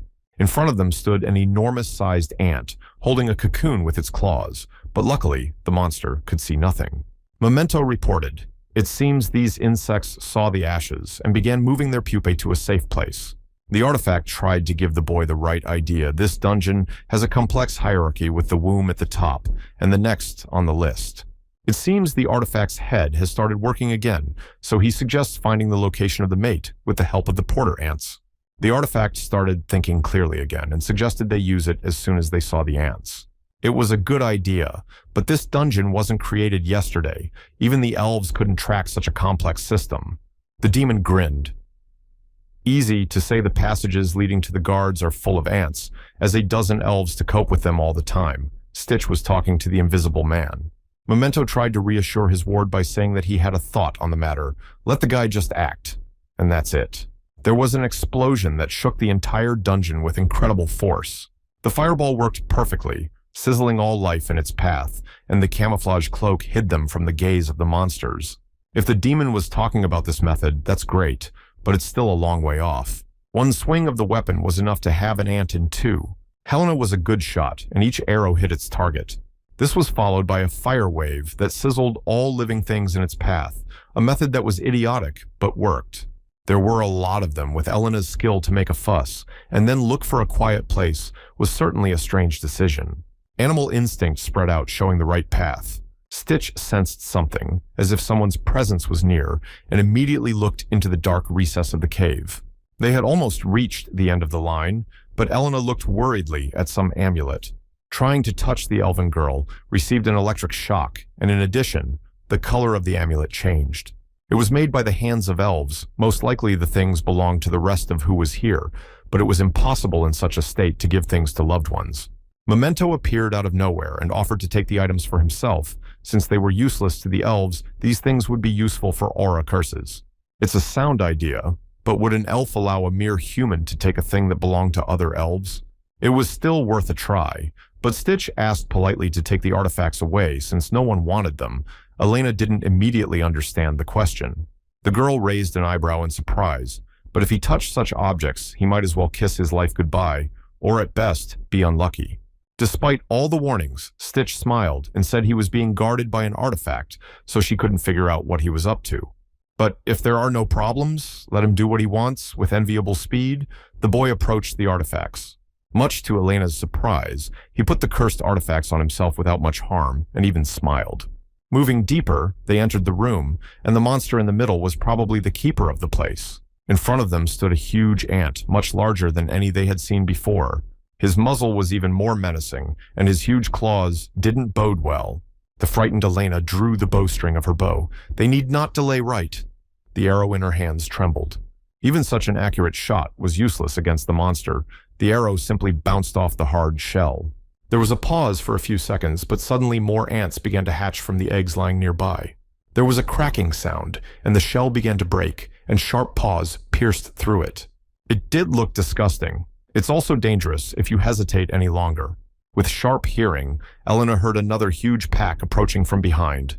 Dozens of ants crawled out of every possible opening with a nasty crackling sound. Rather, it was necessary to stop all of this, or the situation would be dire. A jet of fire flew forward, scorching everything around him. The ants' skin began to crack even. Their powerful carapace couldn't withstand such a temperature. The group of monsters looked at the Stitch with a clear desire to kill the troublemaker, but the demon was jubilant and already had a plan in mind. Elena shouted that she would deal with the others, but she didn't have time to finish her sentence. Her companion pointed the ring directly at the pile of ants, ordering her to step back. The air current shattered a nearby rock and collapsed the vault right onto the ants. It was decided giving up the cursed bracelet for a new ability would be a good plan. In essence, cursed items are ordinary things that have been lying in an abandoned place for a long time and have been infused with cursed energy. As a result, they deal damage to anyone who touches them, so except for researchers, no one risks picking them up. The power of the artifact on the Stitch's finger easily suppresses the curse, and so the items can be worn. But the curse aura weakens everything around it. It's really a two-pronged stick, but it doesn't matter now. Ordered to stand aside, the guy clutched the cursed object in his hands, absorbing its aura. As soon as he did so, a wave of cursed energy flew in different directions, dealing enormous damage. It was a great effort to stay on his feet. The power was disproportionate to what had been felt until now. Even the seemingly experienced researcher had a hard time, and what power did this skill unleash? He did everything right. Memento confirmed aura. Curse is exactly how it works. Now let the elf do the rest. With a great effort and a weak voice, Stitch called out to Elena, and the elfess seemed to wake up from her dream.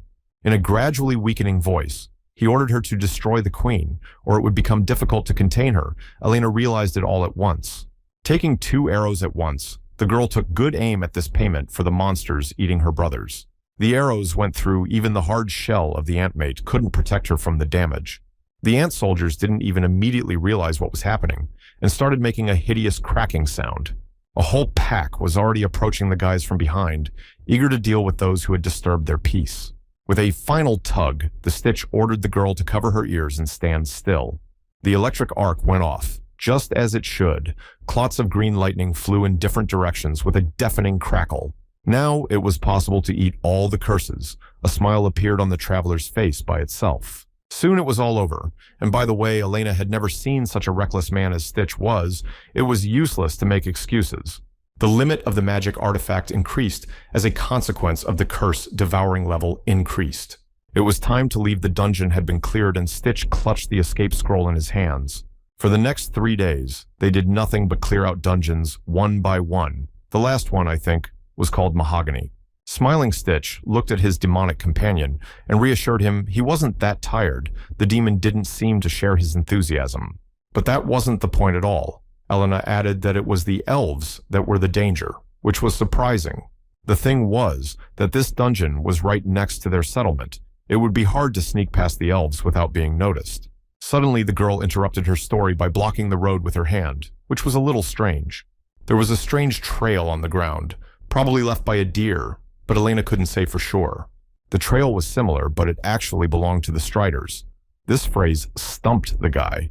Elena explained that this is the name of the scout elves, among which only the most elite are equal to them. It was embarrassing to admit it, but Stitch had never heard of such creatures. If they were so remarkable, people must know about them. Elena's gaze changed. Striders never leave alive those who learned of their existence.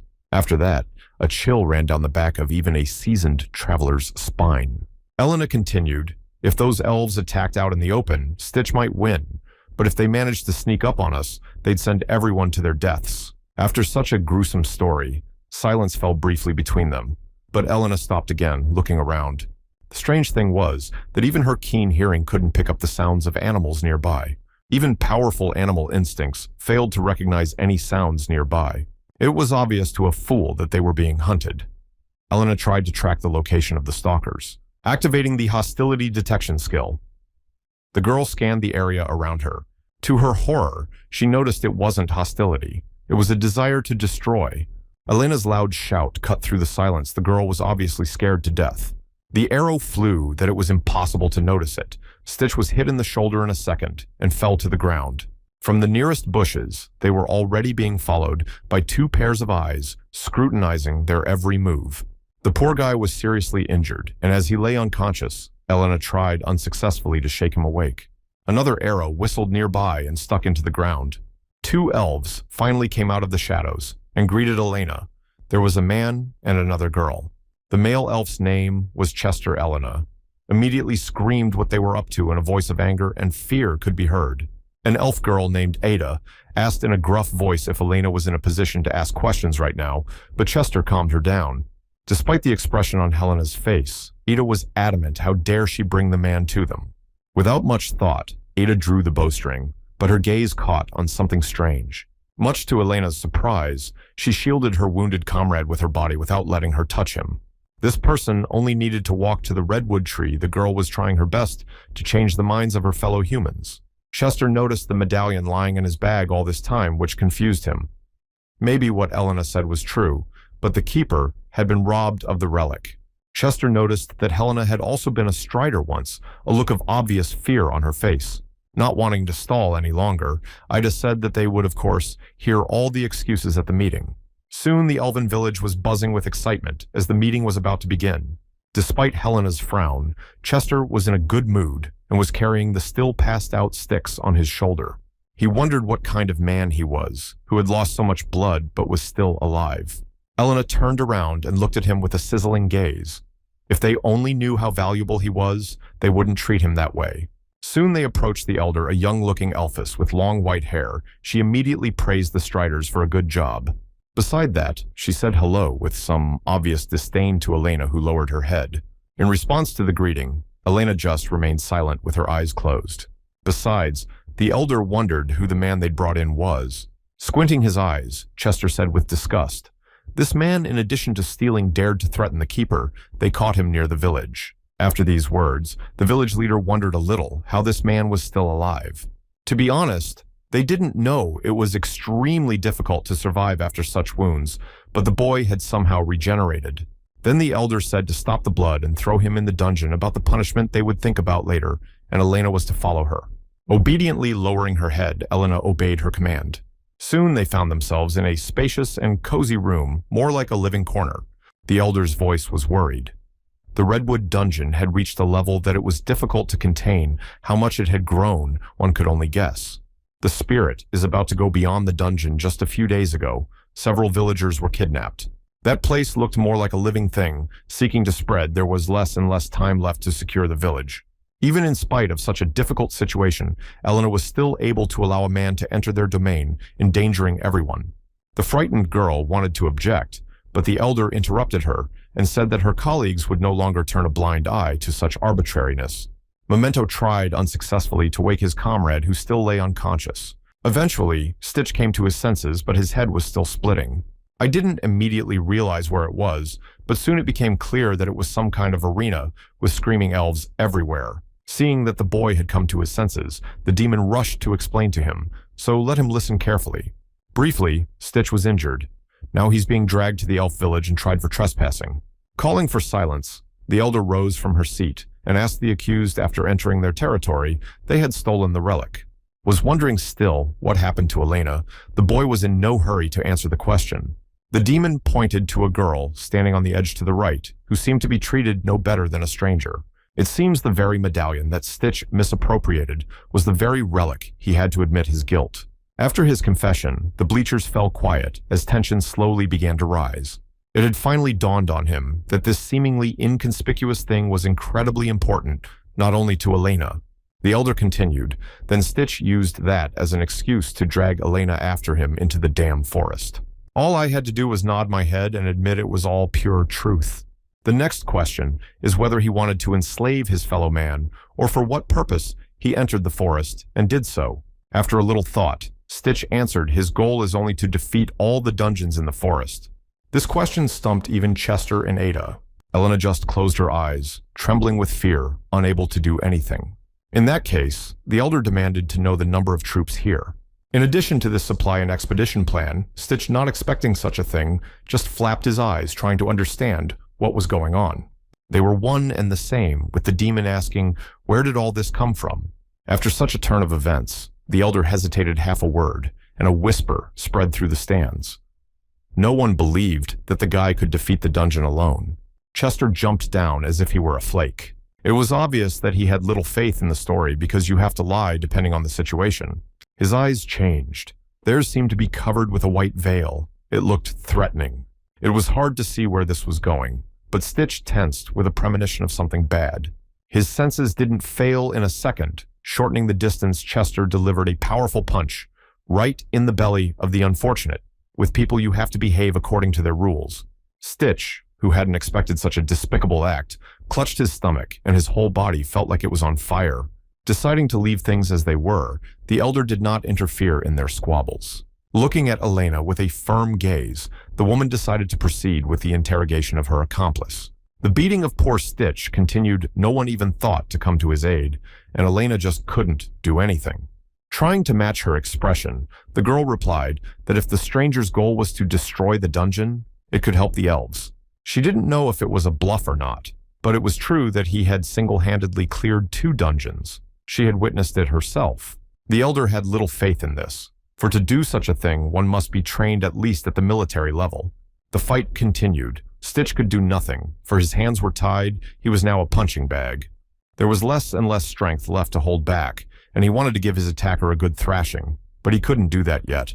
Elena tried to prove this man had no troops, no supplies, and the 2 of them did it all together. The clan leader still couldn't understand what had happened to her and why she was covering for this outsider. Helena, who had already given up all hope, said there was no point, she was just telling it like it is.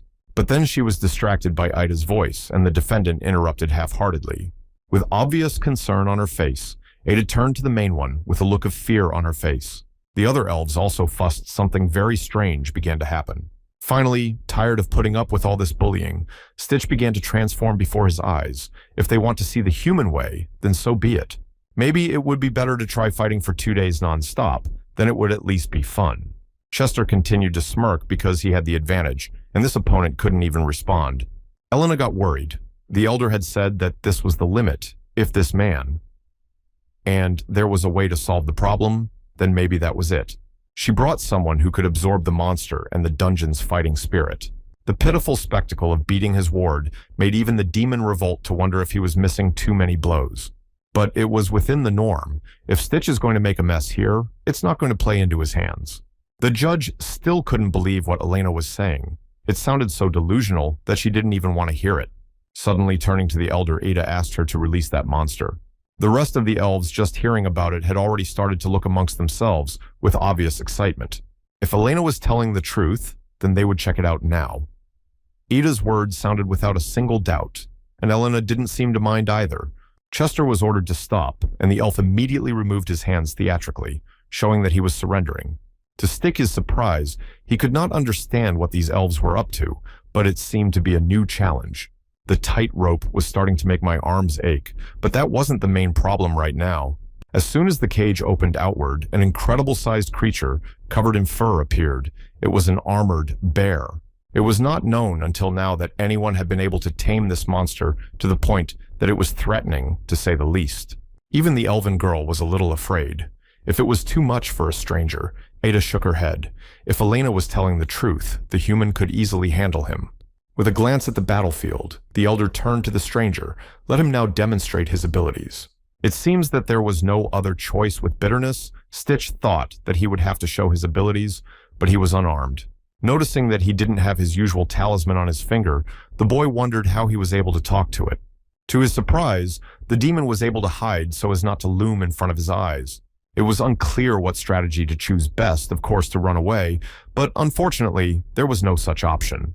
And not expecting any of this, the bear swung his huge paw in an attempt to fight back. Even with all the power of the spell, the bear was unharmed, but his fur was still a bit burnt. Next in line was a blast of air. A powerful airstream flew straight at the monster. But even that trick didn't work. The air just shattered, hitting the hard armor of the bear. The elves standing in the stands were horrified by the spells used by the simple stranger. The armored monster, annoyed at this, shook his head, trying to throw himself off the obsession. His eyes widened at the fact that he couldn't take it, and moreover, it only made him angrier. A huge clawed paw flew up, and the only thing left to do was to run away so as not to say goodbye to life. Thank God the guy had enough speed to get out of the line of attack, but after such a blow, even the earth under his feet began to tremble. The last method was to arc the bear with a powerful volley, depriving it of the ability to move.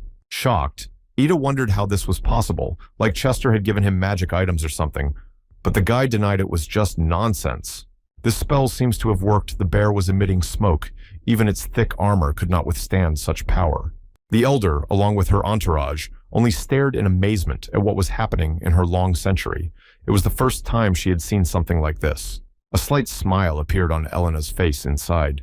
She was glad that her new acquaintances were able to endure after all. The bear was already looking shabby, but the powerful volley of spells still managed to do significant damage. The resentful demon began to grumble. He had already spent almost all of his arsenal, just a little bit more, and there would be no energy left at all. Luckily, this monster is affected by lightning. If so, the guy can take him down. He rushed forward to attack.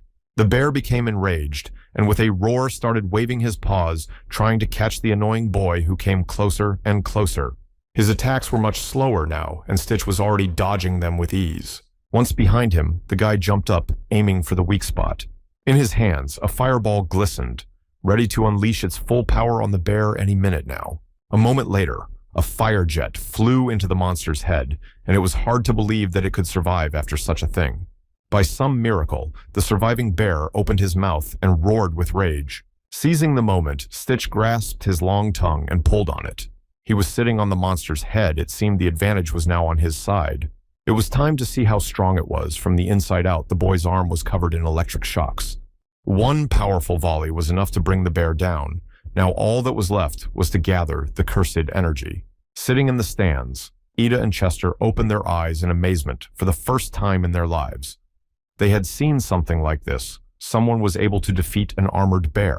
Elder Paris was horrified.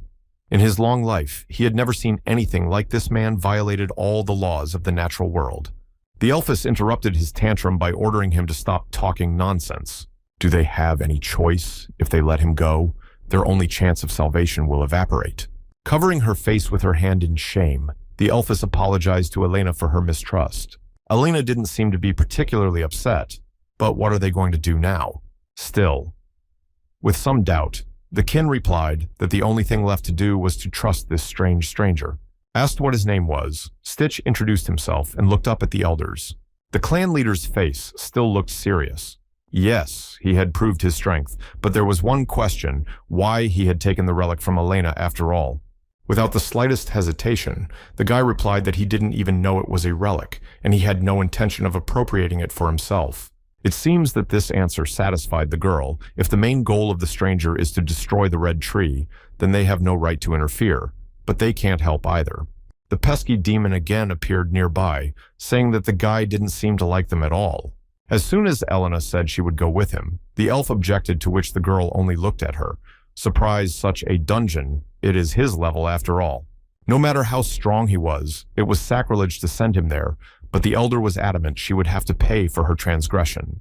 It was useless to argue with that, but Skull was still surprised that this race was even more closed than the dwarves. In answer to all objections, Stitch said he would no longer stand by and watch everything. She seems to have forgotten what Stitch told her a while ago.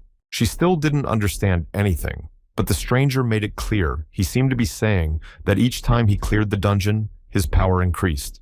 With some displeasure, the elder still ordered Chester to give the stranger his belongings, adding, "If he might need anything else, let him speak." Looking at her in response, Stitch said a couple zealous and he could use one in that case. Let her go right now.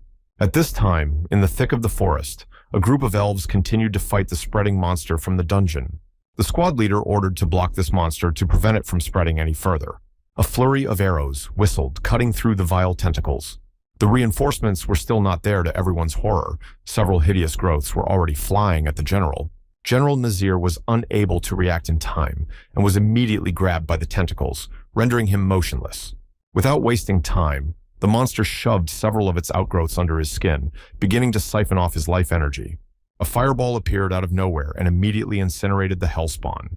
Smiles blossomed on the faces of the elves. At last, the reinforcements came they had not hoped for. But when they saw who helped them, the joy immediately left them. It was a man, the same stranger, with a disgruntled Chester walking beside him. General Nazir, finally freed from captivity, wondered what a man was doing here in such a thicket. In addition, Ida warned that anyone who touched this stranger would instantly lose his arms and legs, which caused considerable surprise among the elves. The general, who was helped by Chester, could not understand now the Striders were guarding the people. And besides, what kind of magic was this? There was no answer to these questions. Still with a great deal of distrust in his voice, Chester said that according to the elder, this fellow was their last hope. Finished with the monsters, Stitch waved his hand and went into the depths of the dungeon. Being in the house of the elder, Elena still could not understand why she stopped her. By the way, this elf woman was Elena's grandmother. Lowering her eyes, the elfess clarified that she wasn't crazy to send her granddaughter to such a dangerous place. She has lost many family members in this cursed place so that her only granddaughter will not suffer such a fate. If there is no one left to guard the entrance to the dungeon, then the elven clan will be finished. If we use an outsider, it would be better to send reinforcements. With much doubt in the voice, Grandma asked Elena if she was perfect for the role. Smacking herself on the forehead, the wise elf sighed. No need to kid herself. Elena's father was gone. Even if she went right now, he wouldn't come back. Elena's lips quivered, as her grandmother said it was an obsession, but the elder's voice stopped the argument. With a quick gait, the elder entered the room, saying that they would be prepared for the worst, especially in this position. No matter how strong this outsider is, if he is defeated, then hope is gone. They must have a second plan. After saying that, everyone in the room tensed up, and the elder said that this time she would go there personally. Even if she doesn't have the same skills that Elena's father Cain has, at least she will bring peace and tranquility to the elves for a while. Bones crunched underfoot, making a nasty sound. The inside of the cave was even worse than Stitch had supposed it to be, and the odor was unbearable. Stitch looked back and noticed strange plants on the walls, but the demon had no such plants in his memory. Preventing his ward's curiosity, the demon ordered him to keep his hands off of those little flowers. Better find a way to get through the dungeon. If things get weird here, the boy will just collapse unconscious, and then they'll never get out of here. It was hard to argue with this. By the way, Stitch was not particularly eager to linger here either, so as soon as possible applied the wayfinding. After a while, they stopped. The demon wondered if they had already come. He had thought he would have to go through all 9 circles of hell. But still there was no desire to move forward. There was something even stranger ahead. If the roots had gone this far, there must be water under the ground. Stitch immediately thrust his sword into the tangle of nasty roots. A rumbling sound was heard, and the ground beneath my feet began to shake, gradually failing. Soon, there was a funnel through which the adventurer fell through to the next floor. Turns out they haven't gotten there yet. There's a lot more down here. There was really a lot to see here, with strange plants growing everywhere that looked like flower boxes and a small stream of green water. The guess as to what this place was came by itself, but it didn't make it any easier. One of these boxes contained a body almost completely dried up, seemingly drained of all energy. Stitch, who was trying to study the contents, didn't even notice that several outgrowths were already moving toward him from the back. It was only at the last moment that he sensed something and instinctively turned around to chop a few tentacles. The next moment, several more of the same hideous outgrowths were moving at him. It wasn't hard to take them down. Worst of all these people seemed to be lifeless. At last, one of the unfortunates did come to his senses, and the traveler hurried to find out what this place was. The elf who had just come to his senses was frightened, tears streaming down his cheeks, and it turned out that this was a mahogany dungeon with no way out. The poor man received a powerful slap that brought him to his senses. Because of this behavior, Stitch was extremely annoyed and ordered to get a grip on himself. All is well now. He handed the rescued man a scroll of return, advising him to use it when the others woke up. The elf still couldn't understand anything. The boy was about to go on as the elf he had saved yanked his cloak, stopping him. There was more rescuing to be done. The uncomprehending Stitch said he'd already saved everyone, but it turns out there was one more. It was clear from the elf's face that he wasn't lying. It was because of that last one that everyone else was still alive. He was talking about Cain. At this time, the man was in a pitiful state with several outgrowths sucking the life out of his body into his face. They drew too much energy out of him, but luckily the man was still alive by some miracle. Being in his confinement with the remnants of his hearing, he managed to hear that someone had broken through the wall and was nearby. It wasn't hard to guess that it was Stitch. Now he was holding the rescued elf on his back because he couldn't walk properly yet. As soon as they saw the horrible picture, the elf cried out and goosebumps ran down his back. In one big jump covering the distance, Stitch warned that it would hurt a bit, so it was better to clench your teeth harder. The kid he saved was horrified. You could have been a little more polite. It was their supervisor after all. The elf didn't even have time to realize that the commander was barely alive on his back and needed to be healed. The elf thanked the boy for the scroll and for keeping him alive. He and the demon turned over Stitch seemed to get it right. It was the same drainer Elena was talking about. It was doubtful to let this wretch go alone, but if no one attacked him, he might get out of here alive. That's not what matters now. Behind this wall, Stitch sensed the master of this dungeon. All the while, the monster was drilling him with his gaze. With a blast of air, a hole appeared in the wall through which he entered the next room. In front of them was a sight so disgusting that it was hard to hold back the vomit. It was the dungeon master, and everywhere there was a vile smell of blood. Such a plant can hardly be described with words. The top of it had human eyes covered with leaves, and the rest of the body was tentacles. There was very little information about this creature, much less any knowledge of its weaknesses. Just entering the room, the traveler encountered fierce resistance. The monster was so repulsive that it was disgusting to even look at him. Memento told that the creature had changed so much under the influence of magic that it was hard to tell what it was still like. So the name of this monster is Abomination, concluded Stitch. The blast of air didn't have much effect, but it still managed to throw the tentacles back a bit. The monster looked at the intruder of his peace with astonishment at the place where his eyes should be. The monster had intelligence, but there was no time to think about it, and a sprout was already approaching the boy's face. Fortunately, the reaction was enough to dodge to the side, but it was still incredibly dangerous. It was starting to get annoying, and Stitch launched a fireball right into the center of the tree, but the path was blocked by a wall of blood. At this rate, they'll never get to this abomination. Its defenses are strong. Stitch was indignant. Isn't it too much that none of the attacks don't work? Demon asked. He hadn't noticed. Nothing strange. The boy is somehow trying to confront the creature that has dominated this place for years. He just can't handle it. Besides, even this way Cain was victimized by the monster. Now there was nothing to hope for, just throwing a lot of punches, hoping it would work. Swinging his sword to strike, Stitch marveled. So this man was a mage. It's because the monster has absorbed almost all of its power. Its tentacles are so strong. It was extremely difficult to block such a blow. It was a big problem to even resist. Even with passive skills, you can't do any tangible damage. You can only dodge. To his horror, Stitch hesitated and lost his vigilance. A sharp spur was already flying toward his face.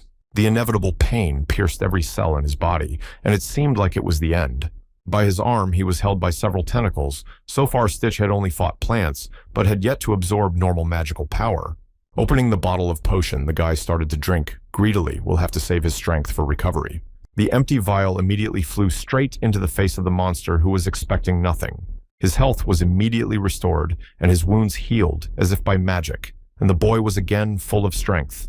This seemed to anger or amuse the monster. A wide smile appeared on his face. So the dungeon keeper was saving his prey for the future to devour. Does this creature have intelligence and can feel feelings? But it's still a nasty creature. The crosswind shredded the tentacles. In a split second, the boy's body was overwhelmed with anger. Some vile monster dared to mock a human being.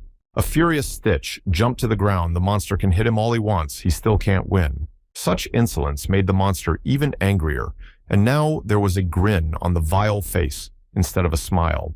With conditioned reflexes and crosswinds, the Stitch easily dealt with each attack, deftly avoiding the tentacles. The monster didn't seem to be able to control his emotions. If you blow up all those tentacles, there would be a good chance to take a favorable position. A mocking smile appeared on his face. Now he spoke, addressing the tree, trying to get it to emote. He was doing a great job of it. The tree, feeling helpless for the first time in a long time, was getting angrier and angrier. Eager to try something out, the traveler launched a fire jet directly into the center of the tree, mixing a fireball and a blast of air. Even with all his will, the monster couldn't defend himself against such an attack. His entire body felt as if it had gone through him. Yeah, what can I say? Even Stitch felt that unbearable heat. I think he overdid it. The demon, on the contrary, encouraged him, while here was a chance to blow everything to hell, and the guy ran straight to the monster. Next was the electric arc. Although it couldn't be used to completely destroy the monster, it was worth a try. Stitch soared upward and grouped himself for one last jump. The monster's entire body was covered in stalks, except for one non-obvious spot where the guy was actually aiming. His hand slipped easily into the monster's vile maw, and now he was in the role of hunter. Even though he was disgusted, he continued to thrust his hand into the monster's mouth. His hand began to vibrate from the cursed aura. The aura of the curse filled the entire room, destroying any living organism. With some concern, the demon noted that this skill would be. Little Stitch is sure to last, the boy through his teeth, replied that he would try. Now he had an image in his mind of the haughty Prince Harold, who had once dared to mock him, and that was what gave him strength. There's no way in hell he's going to let himself be mocked now. DeBauer's curse traveled all over the monster's huge body, penetrating every cell and filling it with dark power. The end was a foregone conclusion. While on the surface, the elder, surrounded by his entourage, worried whether the strange stranger who had so suddenly traveled underground was alive or dead. There were quite a few elves gathered here, but no one could tell if those in the dungeon were alive. With bitterness in her voice, the head said that this is the limit for the Redwood, so need to go down and suppress the dungeon. The general tried to stop her. He wanted to say something else, but he felt a strange energy near him. From somewhere appeared the elves, still being prisoners of the creepy dungeon this time. They were alive and well. Raising his hand, Nazir ordered to hold back fire. It was his own. A shocked Chester couldn't believe that all the missing people had suddenly returned completely intact. The elder and the elf woman close to her opened their eyes in surprise, and it was hard to believe. Even seasoned generals were at a loss for words at the miracle they saw. The most amazing thing was that Mr. Drainer was alive and unconscious. Seeing her long-missing father, Elena immediately rushed to him, screaming. Nazir, who still didn't believe in such a miracle, was surprised even more than before. In a weakened voice, Drainer called his daughter and mother closer. Elena wrapped her arms around his pale face. Looking at the weeping faces of his living relatives, Draenor finally breathed a sigh of relief. The elf who brought the others with him, apologizing for going over the top, asked to send the troops to the dungeon. The general raised an eyebrow in utter bewilderment at this insolence. But the elf told me that some man had single-handedly saved the Lord, and moreover given him the scroll of return. So, help was needed. But it seemed unnecessary now, as a rumbling sound came from the depths of the dungeon, shaking everything around him. A jet of dust erupted from the dark passage. There, something beyond comprehension was happening.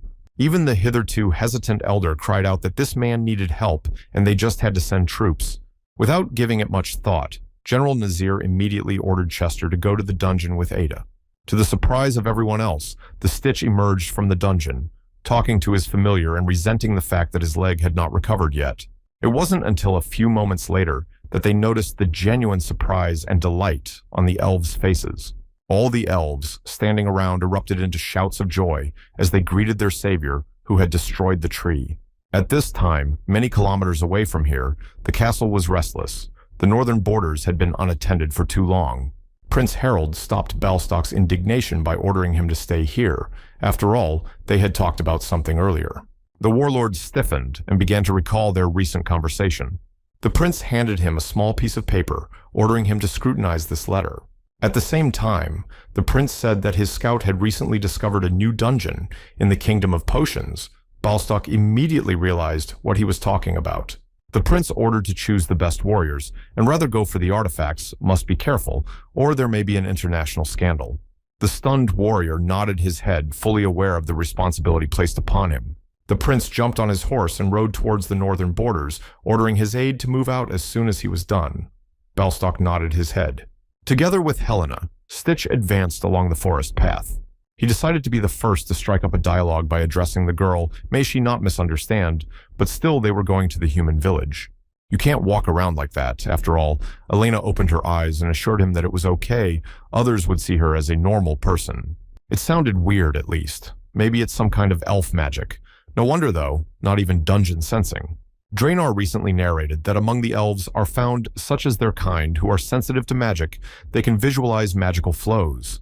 However, when the atmosphere accumulates in one place, such events occur that make one's head spin. It is at times like this that the dungeon is born. Looking up, Stitch summarized in short, now somewhere not far away, a new dungeon is being created. The demon rejoiced. No one will finally be out of the way. Looking at the map, Stitch noticed it won't take long to capture it before others rush in. With concern on her face, Elena asked, so when he was going therefore she wanted to go together, it was a little surprising. However, the boy did not refuse, and now they were already walking together towards the dungeon, and the demon was muttering to himself as always. The elf's dexterity will come in very handy on the next journey, so you can't ignore that. Plus, the dungeon exploration ability is a very valid argument. With a little excitement in her voice, Elena asked what was ahead. In a cheerful voice, Stitch replied, soon they would be approaching a village of people there to rest, and then another week on the road. Soon, they approached the appointed place, and the guy asked his girlfriend not to interfere with anything for the time being. In his manner, the demon remarked that the guy had better be worried about himself. He is still wanted, for which Stitch asked if he himself would recognize him. Recalling the poster, Memento sighed heavily. The human ability to replicate appearances was impressive after all. At the entrance, they were met as usual by a guard who asked for names. Stitch called himself Brian Gosling. Elena did not immediately realize who he was talking about. Then it was her turn. She almost said her name but changed it to Serena Grace. The guard looked at the two with disbelief, but still let them pass, ordering them not to lose the plaque. Stitch admired that the girl had done well, but she still had one question. And why, after all, they should hide their name to this question, the boy did not find anything to answer. The sarcastic demon, as always, showed up at just the right time to finally get to that dumbass. He never said he was wanted, did he? Soon, they approached the tavern there. Stitch promised to explain everything. By the way, it was noisy inside and it was uncomfortable to have a dialogue in such an environment. The elven girl still couldn't get used to this pace of life, but the guy hurried to reassure her. This would continue day after day, and so a large mug with a drink was politely slid toward them. Elena, who had lived in the forest until then, had seen something like this for the first time and stared at the dishes in amazement. Still, the girl decided to try the unusual drink and tasted the glass. Not a minute later, she spit all the contents back at what Stitch was very surprised. After all, this drink was considered very tasty. Demon confirmed that people's tastes are hard to understand. The guy realized he couldn't avoid the conversation, so he decided he needed to clear things up with Elena. At the end of the story, all the drinks were drunk and all the food was eaten, but he still managed to explain everything. Elena was a little surprised that Stitch was wanted for revenge. As strange as it sounded, it was. The guy nodded his head. If she wanted to go back to the forest, she could do so at any time. Recalling all the words Stitch had said in their first meeting, Elena finally understood their meaning. But still, because he had saved an entire nation on behalf of himself and his clan, she decided to repay the favor. Besides father and grandmother approved this decision at this moment, Stitch realized that he could not just say no to her. It's probably a case involving some king, but the girl assumed that someone like Stitch could easily handle it, and he has a rather unusual ring. Without letting her finish, the guy put his finger to his lips to show her to shut up. The visitors were already talking noisily at the back, saying that troops had already been deployed along all the roads. Stitch listened intently to the conversation, and what he heard he liked less and less. Too many people have been hurt how elusive you have to be to not be caught for so long. Without too much explanation, Elena herself realized that things had gotten complicated and there were troops on all the roads and unknown persons in the forest. When asked what he was going to do, Stitch sipped irritably from his glass of beer he didn't know himself. The Guardian told me that she's what's called a feeding trough. There's a disturbance that needs to be addressed. Stitch and Helena were already crowded together, with guards blocking the way. After learning that they needed to organize themselves into groups, the guy started to choose who would be best for them.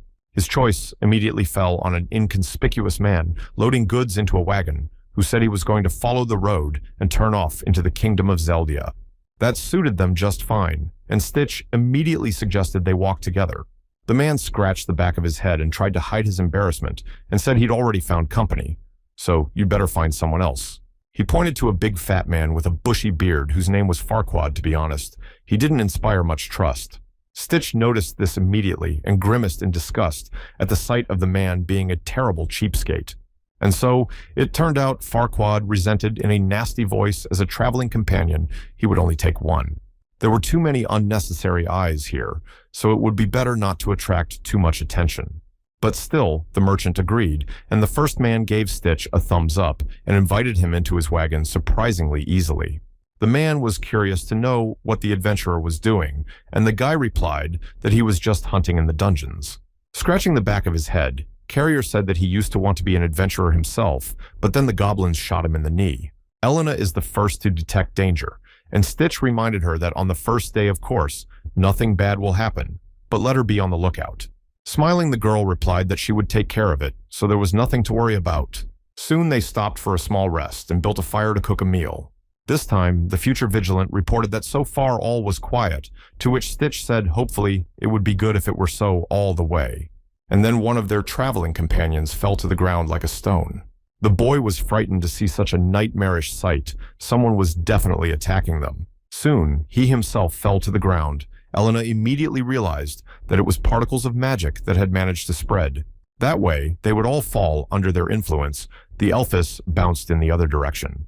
As it's strange, silhouettes loomed somewhere far away in the bushes. She spotted them immediately. It was a group of several men, apparently bandits looking to make a profit. A bald man with a bandage on his face asked the chief they should search everyone. The commander shook his head. Their target was none other than the wealthy Carrier Farquaad. A man with black hair and a ponytail, apparently the leader, took a piece of meat and began to eat it with gusto. The bandits had already relaxed, but they seemed to have a problem. Someone was following them. Stitch turns out to be conscious, and in this guy was already a problem. The bandits immediately rushed at him with the whole crowd need to deal with him right away, so I'll be in trouble. That they didn't attack them so unceremoniously was infuriating. Stitch was furious. The first attack was easily repulsed by his hand, but they didn't use enough gas, and now they're attacking in droves. The boy's powerful fist soon met the face of one of the brigands, and a crunch was immediately heard. The bald mugger lunged at the survivor to finally deal with the problem, but there was not enough reaction, and the next blow came straight to his face. Seeing the boy's husband, the bandits immediately stopped fighting and took a step back. They still didn't understand what was wrong. The magic was still active. So why hasn't this kid passed out yet?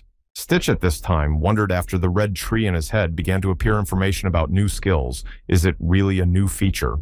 Memento hurriedly explained that it was not a function, but rather their bond had become much stronger. From those words, the mood of both of them soured. Despite all attempts to shout, the bandit boss stood in a stupor of surprise as the enemy still held on. The sorcerer who actually caused the global dream assured that there were no glitches in his magic. This guy was something special. Anger was starting to boil over. They were just planning to rob them a little, and this annoying little brat is ruining it. Stitch's anger gradually increased in front of him, standing in front of the robbers. How could this be ignored? It's doubtful anyone would just stand there and watch. In response, the bandit only mouthed a snide smile. Then we should slowly finish. The gang leader vanished into thin air. Stitch, not expecting such a turn, suddenly felt someone's foot approaching his jaw. The blow was so strong that the guy didn't have time to stay on his feet and flew to the ground. It was a good punch, but how he did it was a mystery. Without wasting any time, the robber began to disappear into thin air like smoke again. Stitch wanted to object, but a boot flying straight into his face interrupted his outrage. And then it rang in his head again, and the poor guy found himself back on Earth. The robber had to admit that there was something about this boy. He could not only withstand magic, but also bear the blows. Shale was not happy. Better instead of bullying, his boss would handle it. Not expecting his opponent to be so tough, the bandit laughed, but he wanted to take something else. Stitch was lying on the earth and did not suspect anything. but the bandits had already decided to take him with them. Elna, who had miraculously survived, watched the bandits leave in an organized group, taking Stitch with them. Watching the bandit leader, the elven woman, marveled at how quickly they disappeared. It was hard to believe they were common bandits, and why they took Stitch with them. And the only thing left to do was to keep an eye out, which Elena did. Memento and here began to ramble on about whether his ward was not too often. In such situations, after all, the opponent was only a human. Trying to justify himself, Stitch didn't understand what he should do if this bandit just disappeared, especially if there was magic there. The demon said he was watching everything that was going on, and the boy didn't seem to know what it meant to fight together. They continued to argue for a long time. Meanwhile, Stitch was already in the camp of bandits and was extremely angry that he got into such a stupid situation. The ringleader apologized with feigned politeness and extended his hand to introduce himself. His name was Gareth, saying he was a true patriot. He invited the boy to join them. Gareth was a noble outlaw. All this pathos talk seems to just get on Stitch's nerves. Stitch snorted and called out his fake name. It's not like he's crazy enough to join the bandits who kidnapped him. It was obvious that Gareth was extremely offended by such a nickname. It seems they didn't understand each other, especially they don't rob every merchant. Despite all this, somehow their speech did not inspire them to join, and why Stitch would they need it at all? But my gut did not deceive Gareth.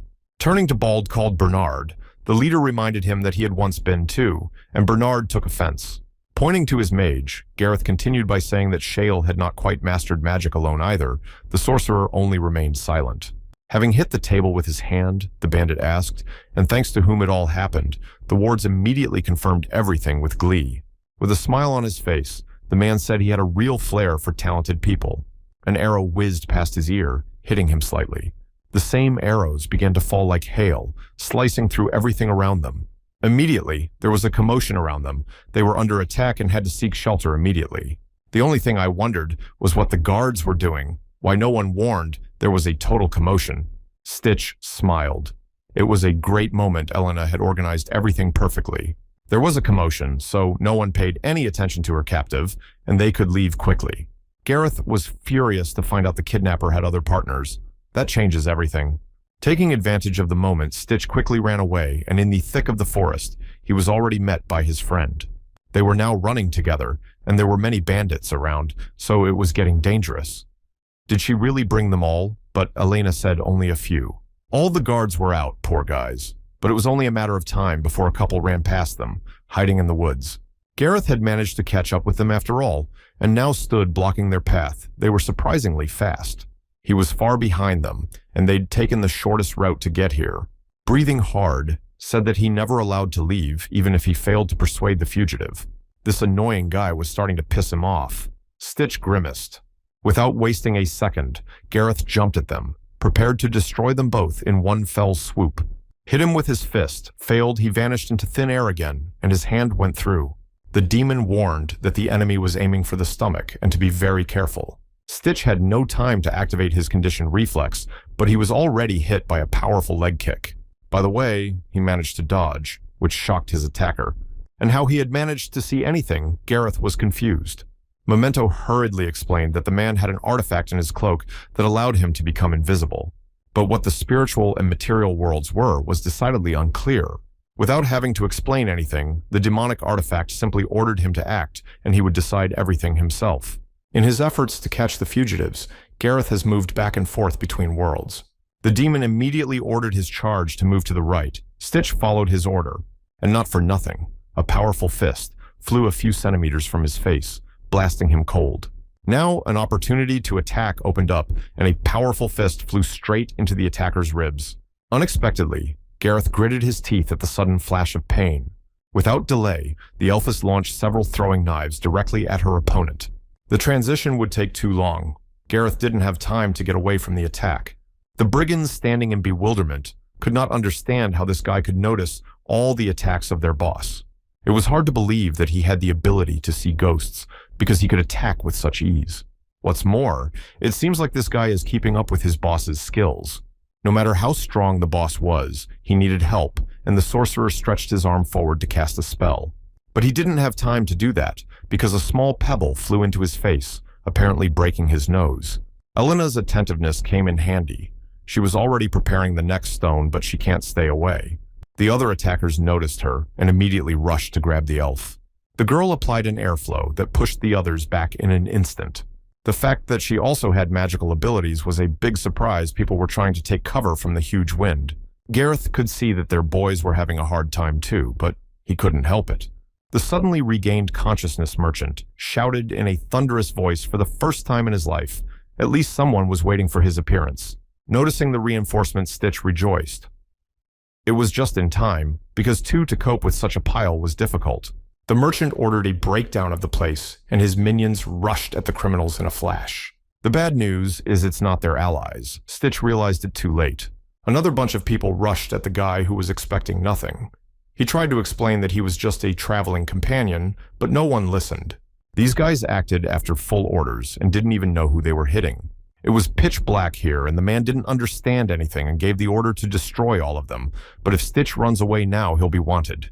There was no other option left to counterattack if such a thing as a forced measure. The newly awakened sorcerer was holding his head and didn't understand what was going on. Gareth immediately asked if he was all right. Nothing was clear, but they were found by the guys they robbed this afternoon, and now it's a real mess. Looking at the huge knight scattering bodies like toys, one could realize that he was not susceptible to physical damage. Despite this, the boss asked if the mage could suppress it even a little. It was worth a try. The sorcerer stretched his arms forward and strained all his inner energy.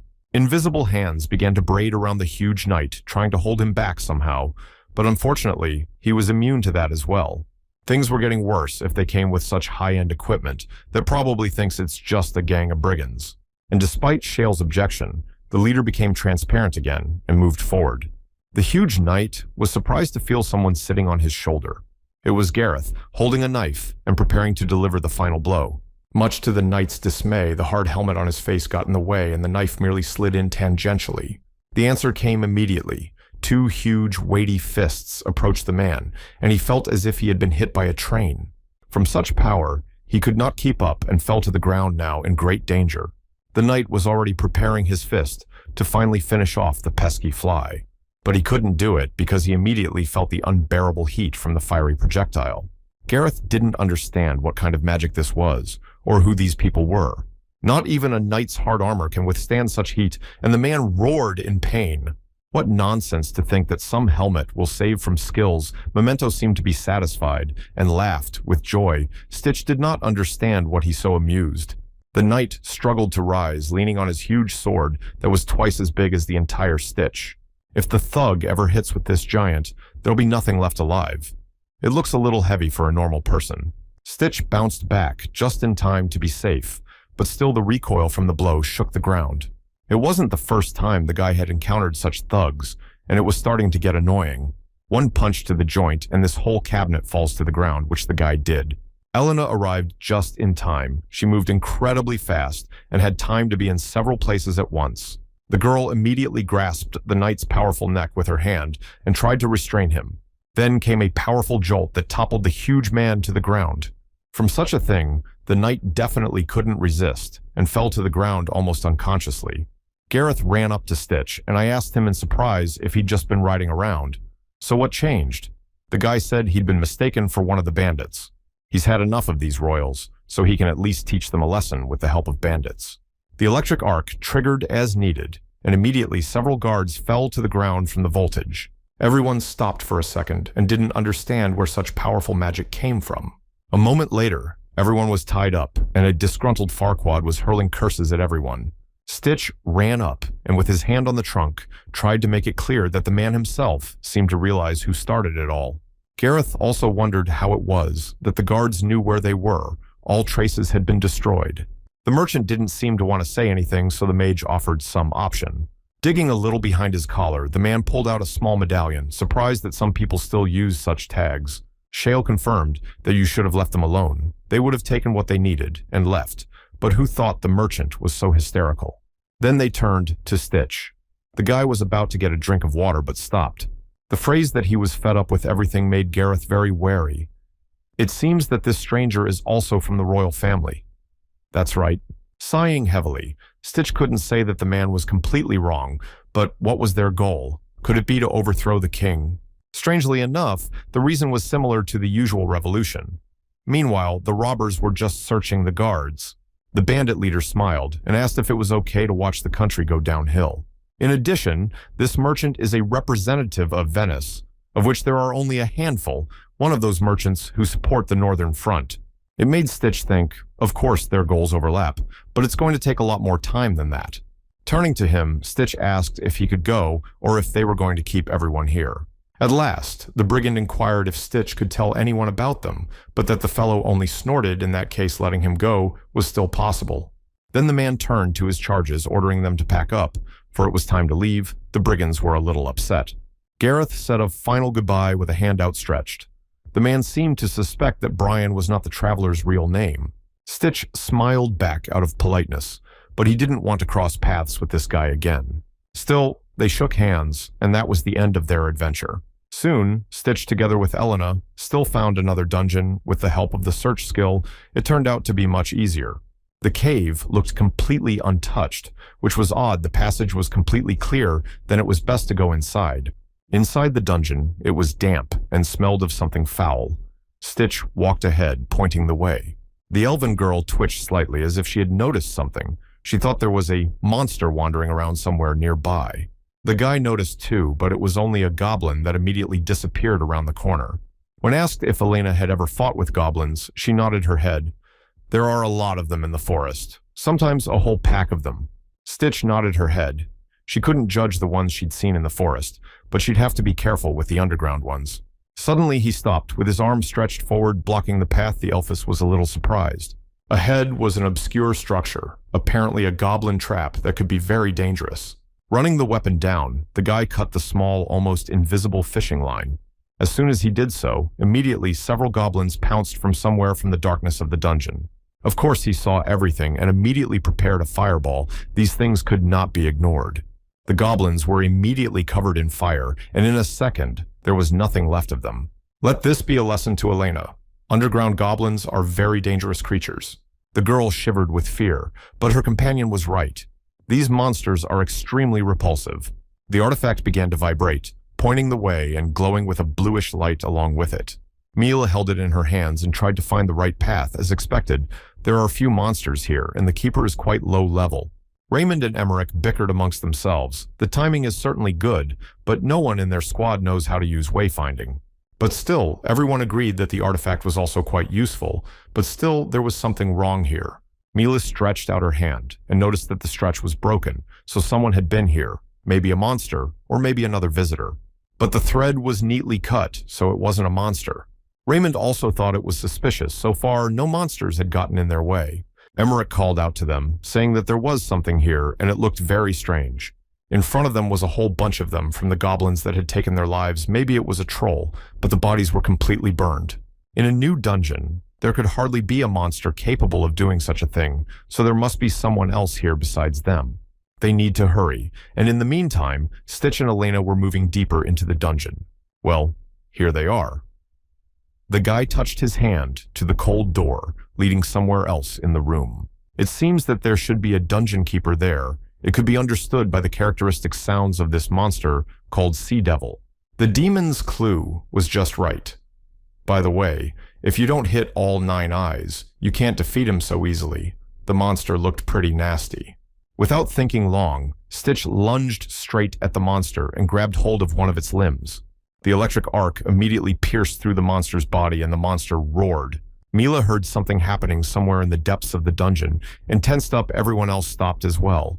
The dungeon keeper showed up to the light. He had already been awakened by someone. It seems to be the same people.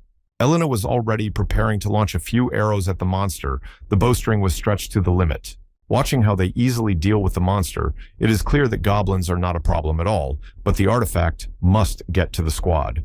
The girl ordered Raymond to get ready to shoot, at which he raised an eyebrow in surprise. And seriously, what about the target? Pointing at Stitch, she said it would only take one shot in the back of the guy's head, and they'd take it from there.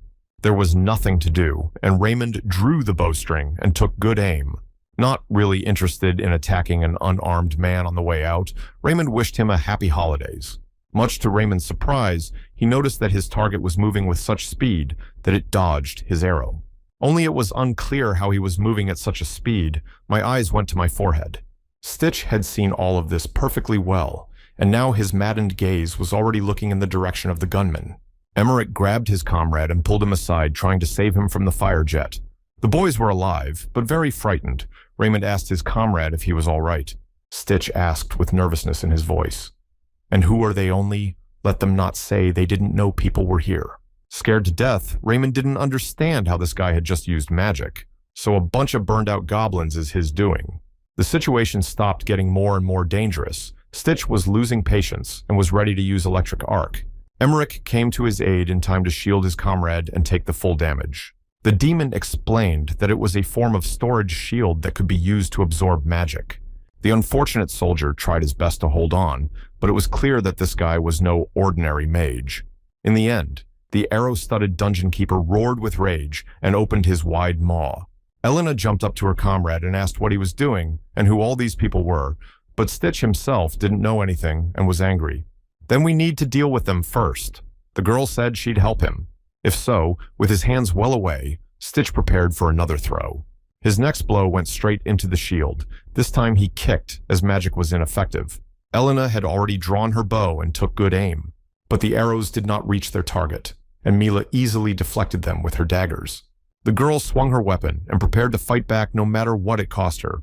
To his surprise, Stitch felt that his body felt as if he was bound by some rope. Emmerich, who had come to his senses, was already running at the bound guy with his shield out in front of him. Raymond fired another arrow perfectly. Now came their end. It was impossible to miss. The crosswind worked instantly, breaking the shackles and pushing everyone away from Stitch.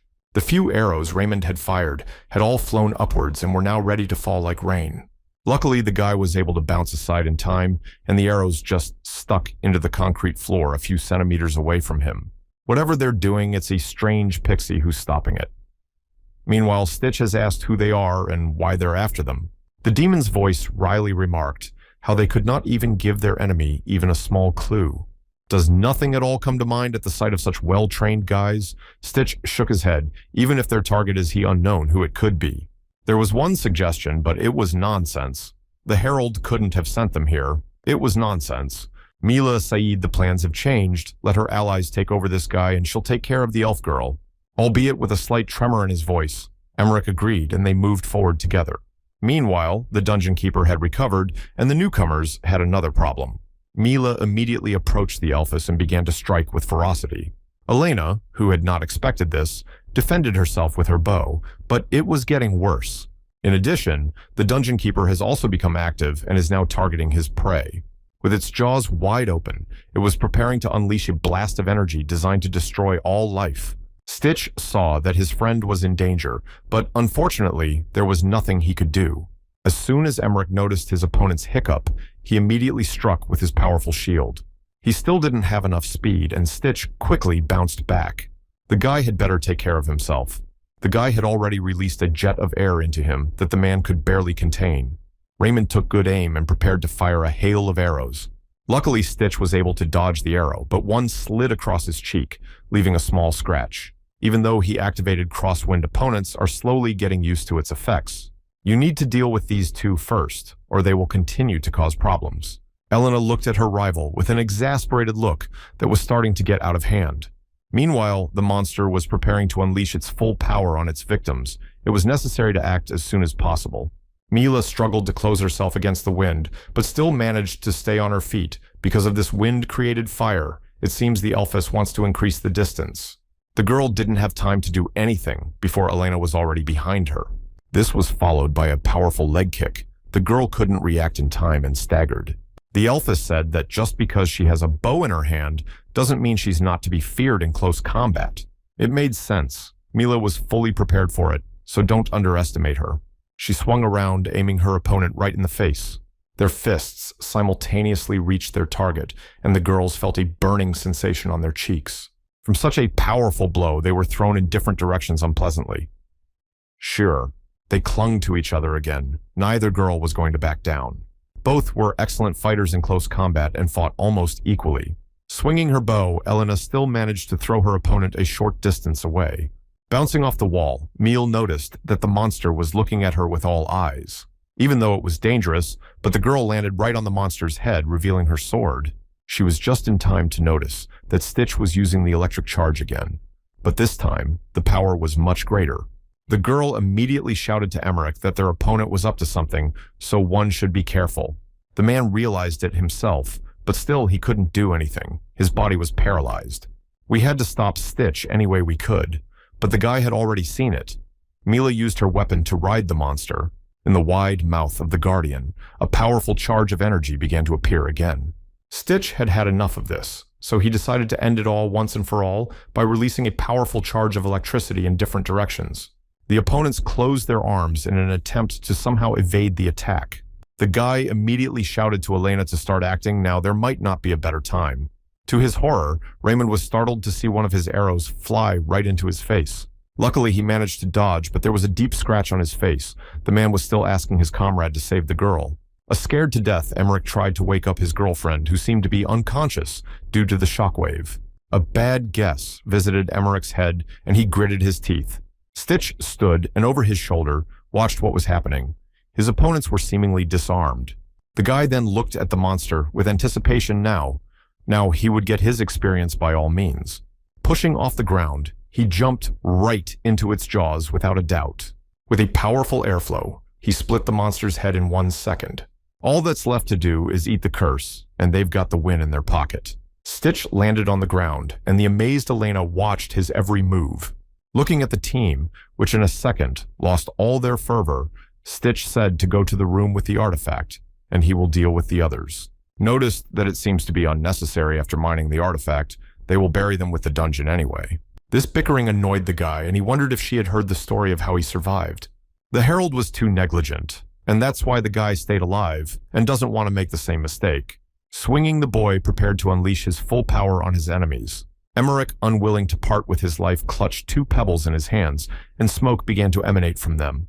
A second later, the entire dungeon area was covered in fog, hiding absolutely everything. Stitch was furious. The house veil was too bad timing. Raymond ordered his comrade to run away from here. It is impossible for the enemy to come first. The bastard tore through the fog and moved forward with all the strength he had left. Realizing that these guys wanted the artifact, Stitch ordered Elena to guard the treasure at all costs. While the guy hesitated, Raymond decided to take a chance and put an end to it all after all. Of course, he was in better condition, but at this distance, he could still manage. But no sooner had he released the bowstring than he felt a flash of pain pierce his head. His gaze crossed with Elena's. The elfess had been wary the whole time. Stitch, not expecting anything like that, kept yelling for her to run away. Or is she saying that her partner's life isn't worth it anymore? The girl rushed after the fleeing thug without a moment's hesitation. She definitely couldn't afford their own prey, so she applied the Strider skill, speeding herself up several times. In a split second, she had easily caught up to Emmerich and was ahead of the man in a way the man had not expected. The girl threw a few daggers after him to stop the big man. The man closed his hand. Stitch was already on his way and kept shouting that you can't miss the artifact. The treasure was either a ring or a bracelet. Either way, you couldn't leave without it. Not willing to give up so easily, the soldier stretched his arm forward with only a few meters left. That annoying Stitch has already started to get really angry. It's time to stop these games. Quickly turning around, he directed a huge burst of energy towards his pursuer. The full power of his spell descended upon the knight, knocking him to the ground. The man was all engulfed in flames, his whole body pierced with incredible pain. The last thing the man saw was the scoundrels taking the artifact away. He only had time to apologize to his commander. Unfortunately, he was unable to complete the assignment, and that was the end of his story. Soon, the couple made their way out of the dungeon with one last pile of it to me. Stitch still couldn't figure out who these guys were or why they were attacking them so immediately. Elena tried to explain that based on everything, these people were after the artifact, so they immediately came close. Looking at the artifact, Stitch asked why it was needed. Memento muttered how good an artifact dungeon could be better to just gobble it up. But no, the guy did something different. Instead, he quickly put the bracelets on himself, causing the demon to be surprised. The boy replied that all the artifacts until then, he did not even have time to examine properly, as he was immediately absorbed. To his surprise, he noticed that the bracelet immediately began to act, sending an unexplainable shiver through his body. Once I put it on, information started popping up, and it turns out this artifact is called Barak. The demon continued to rage. What a fool. He lost all fear in the presence of Memento. The boy dares to wear other artifacts. If he subdues the magic, the demon won't be able to absorb. The thing. Stitch laughed. He just wants to try all the options, but it looks a bit weird. The demon seemed jealous of Elena. Asked Stitch really decided not to absorb this time, to which the guy nodded his head. The enchantment worked. Interestingly, the hand began to glow, and the guy took a closer look. The pebble in her hand began to glow green, and Elena seemed to know a little about artifacts. The girl said she knows this ability can briefly endow various items with magical energy, quite an unusual skill. The boy turned to his demonic companion, saying that it was better if he became stronger, he could get more artifacts. Despite all the guy's entreaties, the demon remained resentful. He didn't like the fact that he had a rival, but there was nothing he could do about it. At the exit, they were greeted with a happy smile by a man with lush sideburns. He was surprised that there were only 2 travelers. With the same friendly smile, Stitch asked him for help, which Elena wondered if the guy knew him before it turned out to be a guide. After getting a map from him, they moved on. If you go north from here, there will be a mountain called Raksha near the mining town. Glenna clarified that the mining town was actually in the other direction, and the guy began to twist his head in different directions. Sentingma is very strictly controlled, so you can't get in that easily. You have to find another way. In a small box, he put a few stones of coins and a pouch, that it was a toll. The carrier cheerfully reported that they were incredibly lucky to have fewer commuters lately. They were standing in front of a wagon full of goods, and it was too crowded, but the man assured them it was all right. The Stitch realized at that moment that they'd have to make a new outfit. Their carriage moved forward, but at the entrance, they were immediately stopped. But recognizing that they were carrying explosives, they were only required to fill out documents and were allowed to pass. Soon, they arrived. The road was not very comfortable, and Stitch wanted to get out of the wagon as soon as possible. And so soon they arrived at their destination. The city was a real labyrinth. The carrier advised them to start by stopping at an inn. It wasn't hard to find the right place, and the bartender was surprised to find out who was there, since he'd already heard from Dalton. The bartender was a stunted gnome with a large scar on his head and a rather wild expression on his face. His name was Balthazar. After accepting the treat from him, the travelers looked at him in surprise. Did they arrive at a bad time? Balthazar hastened to explain that the situation had recently become more heated with monster attacks. On the other hand, if the guy has a head on his shoulders, he's bound to survive, the bartender said, looking at a poster of him. Stitch took a few sips and asked when the black market blacksmiths, or at least alchemists, would appear. Taking a drag from his pipe, the bartender smiled crookedly, as if the visitor hadn't fully grasped the situation. Due to the appearance of monsters, all those who are engaged in this kind of work have a hard time because of orders for repairing equipment, and also the troops are hanging around. Stitch, who had not expected this, shrieked, "So what is there to buy that all those who hang around here sell?" With a heavy sigh, the bartender said that the blacksmiths also wanted to do the business of making ordinary equipment. But these were the times. Stitch shouted that he understood the situation perfectly well, but he had his own circumstances and was even willing to pay double the price. Balthazar has agreed to find someone after all, but don't let the boy expect to be asked for money. After a few days, the guy completely lost hope money. He had money and no people. Everything was not going according to plan and threatened to fail. Elena walked over to him now, wearing her usual human clothes, which turned out to be extremely uncomfortable. The barman's booming voice broke the silence. He had good news. Stitch even cheered up. Despite his busy schedule, several people agreed to help him with his request, including the blacksmith and the alchemist. At this unexpected good fortune, the boy opened his eyes even wider. In front of him stood 2 dwarves and a huge-looking woman with a lush bust. The dwarf was an alchemist named Casper, and the woman was named Latira. He immediately jumped up from his seat and shook hands with the dwarves and introduced himself. Stick knew it wasn't an easy situation, but it was good that they responded. Balthazar showed with all his appearance that the dwarves had the best in the world of communications. He was incredibly pleased with himself.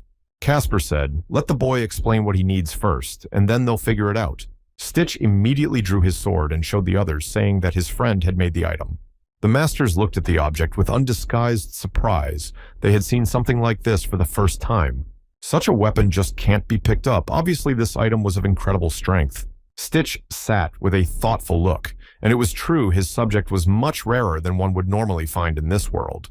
Latira couldn't help but marvel at the fact that despite the finish, the sword was in such condition, and the guy wants to add explosive gas to it. To all the other gas formula that the boy offers is too hard to get, the woman asked to be given the opportunity to advise something. What about swapping the gas he named for gunpowder? Basically, the result would be the same. Casper said that the powder is much more powerful than the originally available gas, will be easier to reload and safer to move, but the costs will increase. Stitch was obviously ready for this and pulled out a weighty bag of gold, and there was something else he wanted to order, some armor as well. Casper wasn't faintly surprised, as leather armor was quite a rare thing in the current environment. He turned to his partner, to something she replied that it would be even easier. But there was one condition. The customer must personally pick out the leather material. If they try hard enough to get the leather, they will even be willing to stay awake for the job. This condition put the guy in a stalemate, and where he can get the skin. If around mine, if you can find a monster, they are all composed solely of stones. One thought did cross my mind, but what about that monster that had recently attacked the locals? It too was made of stones. The bartender remembered the stories of the survivors, but he couldn't say for sure. He immediately asked, the boy isn't going to catch him, it's dangerous. Stitch by then had made up his mind. Seeing the bartender's concern, the guy assured him that everything would be fine. He wasn't going to do anything stupid. Balthazar realized that the guy was lying, so there was nothing to hope for in such a case. Let him turn to someone else and pointed his finger in the direction. Somewhere on the sidelines sat a dwarf who had been asleep for a long time. He was a guard and knew everything that was going on in the city, so he could have valuable information. Heeding the advice, the lad approached and immediately offered the gnome a taste of the drink on him. The dwarf grumbled grudgingly about what he wanted. Pushing a glass of beer, the guy asked about the monster that had recently attacked the locals. The gnome snorted evilly and said that it wasn't an easy topic of conversation, and all the who's who around here were endlessly asking only about him. Stitch assured him that he was not asking out of mere curiosity. He had personally seen how the workers were attacked. Apparently, all of this finally pissed the poor gnome off, and he exploded with anger and started screaming. Just in time, Balthazar appeared and gave his comrade a powerful slap. He is their precious informant, so don't let him resent it. From all accounts, it was a manticore, a horrible creature to be seen in the desert.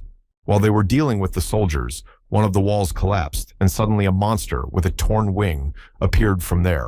As the conversation went on, the smile on the guy's face widened.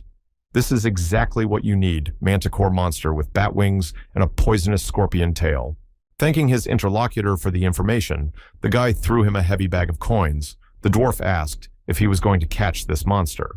Scratching the back of his head, the boy replied that he just needed the skin of a monster.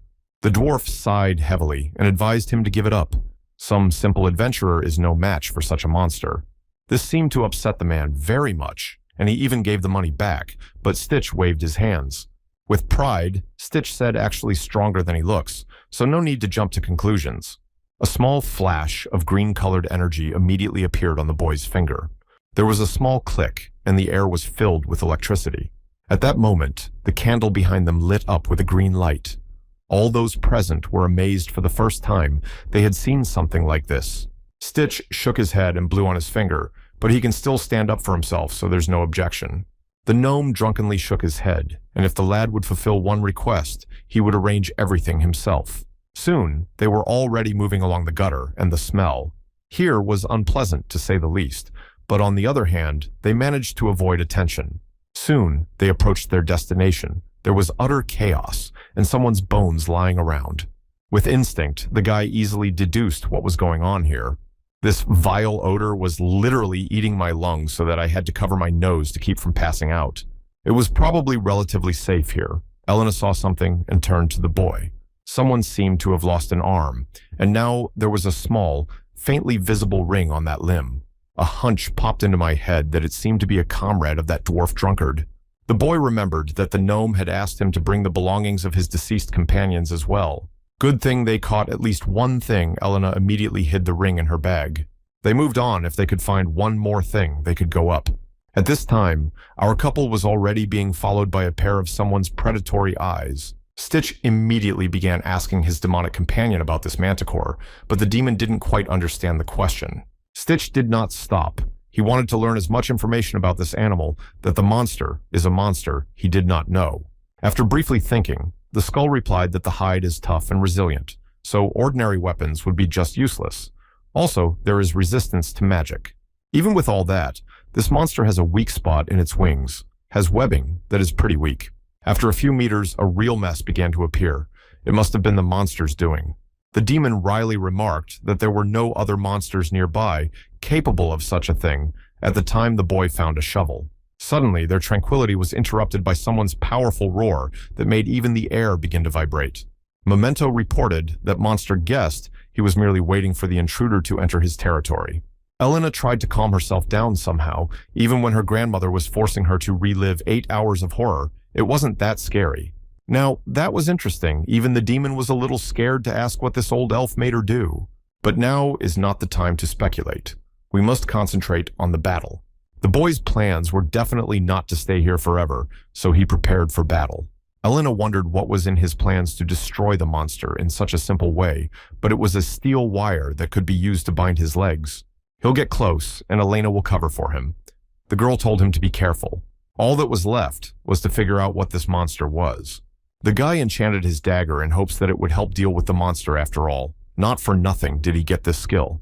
Soon, an obscure structure made of stone, more like a nest, came into view. At the top, you could see a large egg, so the manticore must be around somewhere. It must be at least 50 years old. Stitch, who had not noticed anything, marveled that if he could get this egg, he could make good money. It's some kind of occupational disease. By the way, the guy never noticed he was already being followed by a horrible face. He probably would have continued to marvel if the huge maw hadn't come close to his head. Luckily, he managed to bounce to the side, and the monster landed nearby. The sword was still able to deflect the blow with its tail, but the recoil was quite strong, and the tail was covered in acid. The manticore was smart enough to lure them in with an egg, which by the way was very durable. Ordinary weapons couldn't even scratch it. The monster was approaching them, and now the horrible shape could be clearly seen. There were huge wings and a long tail. In that case, the best option was to just run away, which the guy immediately did. The monster, who was not going to accept this outcome, roared and rushed after his prey. He reached out his paw to finally catch the intruder's eyes. The monster's eyes burned red with rage. Stitch shot fire and lightning at the monster, hoping to get away. But even this might couldn't stop the beast, and the long tail shot out a venomous spike.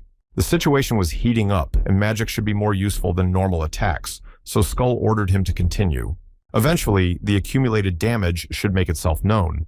Now, it is important to wait for the moment.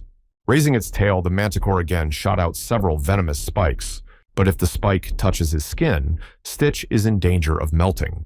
He immediately shouted, calling out to Elena, who was somewhere nearby and waiting. The girl immediately understood everything and instantly shot at the monster with good aim. The arrow whistled through the air as it approached the monster, but the manticore didn't move. Her skin was so tough that the arrow just bounced off her like a metal surface. It wasn't hard to guess that she had armored skin, but Elena kept firing again and again. The arrows didn't seem to do any damage, but they should have at least delayed the monster. Elena jumped aside after Stitch's shout, and the unsuspecting monster went tumbling to the ground. The fireball was already ready and flew straight at the intended target. Then an explosion sounded. The Elfess continued to release arrows one after another without stopping for a second. Through the rumble, Stitch shouted for her to keep firing and keep firing. The manticore didn't seem to take damage. It just flapped its wings, and the spell and arrows couldn't reach it. Following that, the monster flapped its huge wings, and all the spells along with the arrows simply dissipated. Fear appeared on Elena's face. She thought that the monster could not be defeated at this rate. Stitch seems to have thought it through. He's decided to take the melee and let the girl stay a little behind. Without further ado, he rushed straight for the monster, leaving a frightened Elena behind him. It was a chance to target a weak spot. He jumped on the monster's body and took aim. As soon as Stitch managed to use his sword, the monster roared in pain. Immediately spotting her opponent, the manticore jabbed at him with her powerful forehead, pressing him against the wall. The pain was incredibly intense. Stitch thought at this rate he wouldn't have a whole bone left. Seeing that her comrades were in danger, Elena shrieked in surprise. But there was nothing to worry about. The guy had a recovery, he was still alive, and just slid down the wall. Memento hastened to warn Stitch not to put high hopes on recovery. This skill just restores strength, not heals. Stitch sighed heavily and pointed his finger at the monster. Under the manticore's wing was a sword, so basically, it worked. Now all that's left to do is aim for the skull. Said it's great to get the sword in, but what's the guy planning to fight with now? On the other hand, it wouldn't be the first time for him to use a critical moment as a chance for victory. He stretched his arm forward and shot electricity. The full power of his spell rained down on the manticore's body, and a loud roar shook the cave. Even the demon was surprised at their luck. The blast goes through the center of the body through the sword.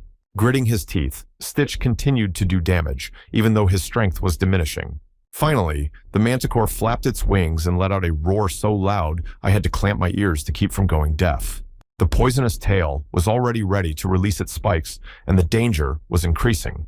With a crosswind, the guy easily repelled the attack, but just a little more, and there would be tragedy. The monster didn't give Stitch a break and was already swinging his paw to deliver the final blow. Elena loaded 2 arrows into her bow at once and drew the bowstring to the limit. At that moment, the monster lowered his huge paw, but luckily, Stitch managed to jump back. Following that, Manticore shifted her gaze to the Elphys sitting on a nearby rock. Elena tried to hide. Her arrows were running out, but the girl didn't even notice that the poisonous tail was already flying towards her. Stitch, who had seen it all, rushed to his friend's aid and grabbed her in time to carry her back. Ordered to move towards cover, the guy ran forward, needed to finish soon. He looked closer and saw that the monster had stopped for some reason. It must be storing up damage. I wondered why he was still alive. The manticores absorbed so much damage. The demon reappeared and assured that the damage to the monster guy has done, just not yet, had the final blow. Stitch regretted that he did not take with him Penetrator. It's better to let him look around instead of thinking, because the monster has already prepared his paw for the next blow. It was possible to stand, and this time reaching out the guy applied an electric arc. A powerful charge went through the monster's entire body and stopped it slightly.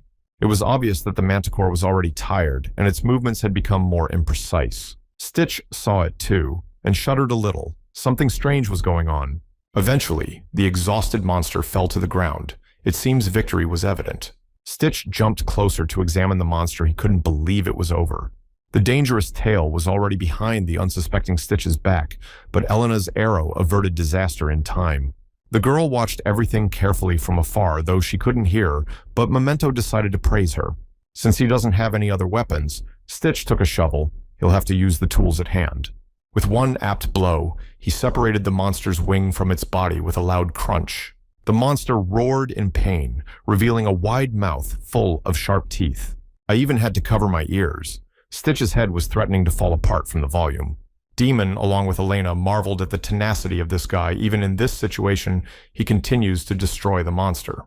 Putting his hands on the monster's body, Stitch intended to burn it. A fireball flew out instantly. Everything seemed to have succeeded. There was a smell of burnt wool in the air. Everything was over. As soon as Elena saw that everything was okay, she immediately rushed to her partner with questions. She held out a life-giving potion for him to regain some of his strength.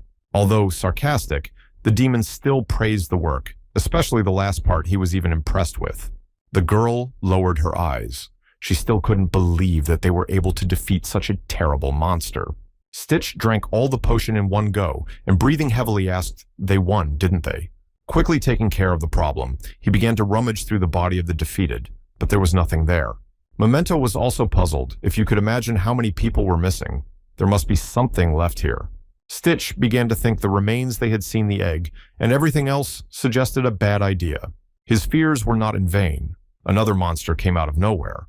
A powerful tail wrapped around Elena and dragged her along before she could even think of anything. Stitch immediately ran to the rescue, releasing a powerful stream of air to rescue his friend. The tail loosened, and the girl found herself in relative safety, but still the setting was horrible. Anger overwhelmed the guy. He should have known there were 2 of them if there was an egg. Another individual was approaching them this time. It was a female. She was much larger than the male.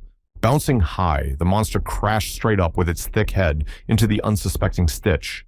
From such a strong blow, the guy flew off to the side, where the poisonous tail was already waiting for him. Turning around didn't work, and a wave of incredible pain went through his body. Unfortunately, Elena could not help him, but watched the horrible spectacle. The boy hissed through gritted teeth that she shouldn't come near this place. It was dangerous. With the help of a fireball, he was barely able to get out, his body taking serious damage. The monster had managed to wound him with its tail, and now the acid had gotten inside. Elena rushed forward to pull herself together. She's fine. Before she could get any closer, the Elphys collided with the tail that slammed into her immediately. The manticore was much faster and much stronger than the previous one. Stitch's mind was all jumbled up as the acid was starting to take effect. The demon was screaming for the guy to use the purification potion immediately. Having drunk all he needed, the traveler wondered what was wrong with Elena. The girl was lying on the side of the blow, was incredibly strong in principle. She was alive, but if not coping with the monster, will be bad. That's right, if I don't destroy it, they're all dead. The guy took up the dagger with all his might. The female looked at him with a fierce look. She must protect her child at all costs. With a powerful gust of air, Stitch managed to deflect the poisonous spike flying at him. Small attacks the demon will block, and Stitch let him focus on destroying the monster. The enchanted sword began to glow green with new magical properties. Stitch rushed into the attack. No matter how huge this manticore is, it's still a living creature. With one blast of air, he blocked the blow with his tail and jumped high up. Because of the dust that had risen, the monster waved its paw in an attempt to clear its eyes. He grabbed his sword and rushed to the attack, gathering all his strength. He swung the blade at the monster's wing, and there was a crunch and a crackle, but it seemed to work. Following that, the guy pushed himself away from the unsuspecting monster's muzzle. The dagger was immediately in the monster's eye, and Stitch caught hold of its wide mouth. The recovery was working, as it should only remained. To strike the final blow, a smile spread across the traveler's face. The monster tried to push the guy away. The manticore didn't expect such fierce resistance. After flying a few meters, Stitch stopped somewhere on Earth, breathing heavily. A grimace of surprise and fear contorted the monster's face, and a distinct fear appeared in its eyes. Stitch, on the contrary, felt a surge of strength now he's in the role of hunter. Just now this monster was lunging at him. Now he's looking at him like this. Thankfully, Elena came to her senses, and rubbing her aching head seemed to render her unconscious for a short while. Waking up, the girl didn't understand what had happened to this monster. Stitch had somehow changed. Now his eyes were burning green and he looked intimidating. The demon admired his fighting spirit, but the strength is only enough for one skill, but it was enough. Handing the girl an enchanted dagger, Stitch said that it was necessary to finish monster will not last long. In a calm voice, he asked the girl to cover him, to which the elfess nodded. An electric arc flew into the manticore's muzzle, causing incredible pain. The guy tried his best. While there was a sword in the monster's eye, there was a chance of hitting the brain. The manticore had already lost most of its strength and began to fall to the ground. Now everything was definitely working out tightly. Holding on to his shovel, the guy approached the defeated monster. Another blow went straight into the monster's eye, and a loud roar was heard. Stitch yelled for Elena to destroy the monster's tail immediately, or else all was for nothing. Jumping a little closer, the girl separated the poisonous tail in one deft stroke. It was heavy, but the guy grabbed hold of it and pointed it straight at the monster, and soon it was over. At last, they had succeeded. Memento was happy for his ward. It seemed he was even proud. Balthazar couldn't believe his eyes. It couldn't be the two standing nearby, also opened their mouths in surprise. The travelers dragged the remains of the monster to the tavern, which turned out to be quite a lot. It was a fascinating sight. Stitch confirmed there were 2 females and a male. They also appear to be incubating an egg. Hearing about it, Balthazar was even more surprised. Holding the very egg, Stitch was smiling. Besides, the guy wanted to pay for the information, but the bartender waved his hands. Let him keep it. The dwarf's face brightened with joy as he smiled and said Stitch had paid him back for providing such a sight. Some of those present wanted to touch the prey, but Balthazar shouted for them to remove their hands immediately. Stitch then walked over to the gnome drunkard and placed the bag of items in front of him. As soon as he saw what was inside the pouch, his jaw dropped. Scratching the back of his head, Stitch apologized guiltily for not being able to find something more. Despite all this, the dwarf had tears streaming down his cheeks, but there was nothing to apologize for. On the contrary, the guy deserved the highest praise. Smiling, Stitch was satisfied with the work he had done. He managed to do 2 things at the same time. As soon as Casper saw the egg, his eyes widened with surprise. It was the first time he had ever seen something like this in reality. Latira marveled at the monster's skin. It was so tough. It was a whole other level. Balthazar. Seeing all this, he shouted, they may spin their prey in their hands, but if they try to talk, he'll get them out from under the ground. Stitch, who was sitting next to him, chuckled softly at how important this dwarf was. The woman blacksmith said that for 2 monsters, the skin is a little small. Of course, it is unknown how they destroyed them, but the skin is badly damaged. Stitch looked at her resentfully and grinned. Sure, he fought for his hide, but he could have stayed there. He heard Casper's voice that reminded him of the pouch with a few parts in it after upgrading his weapon.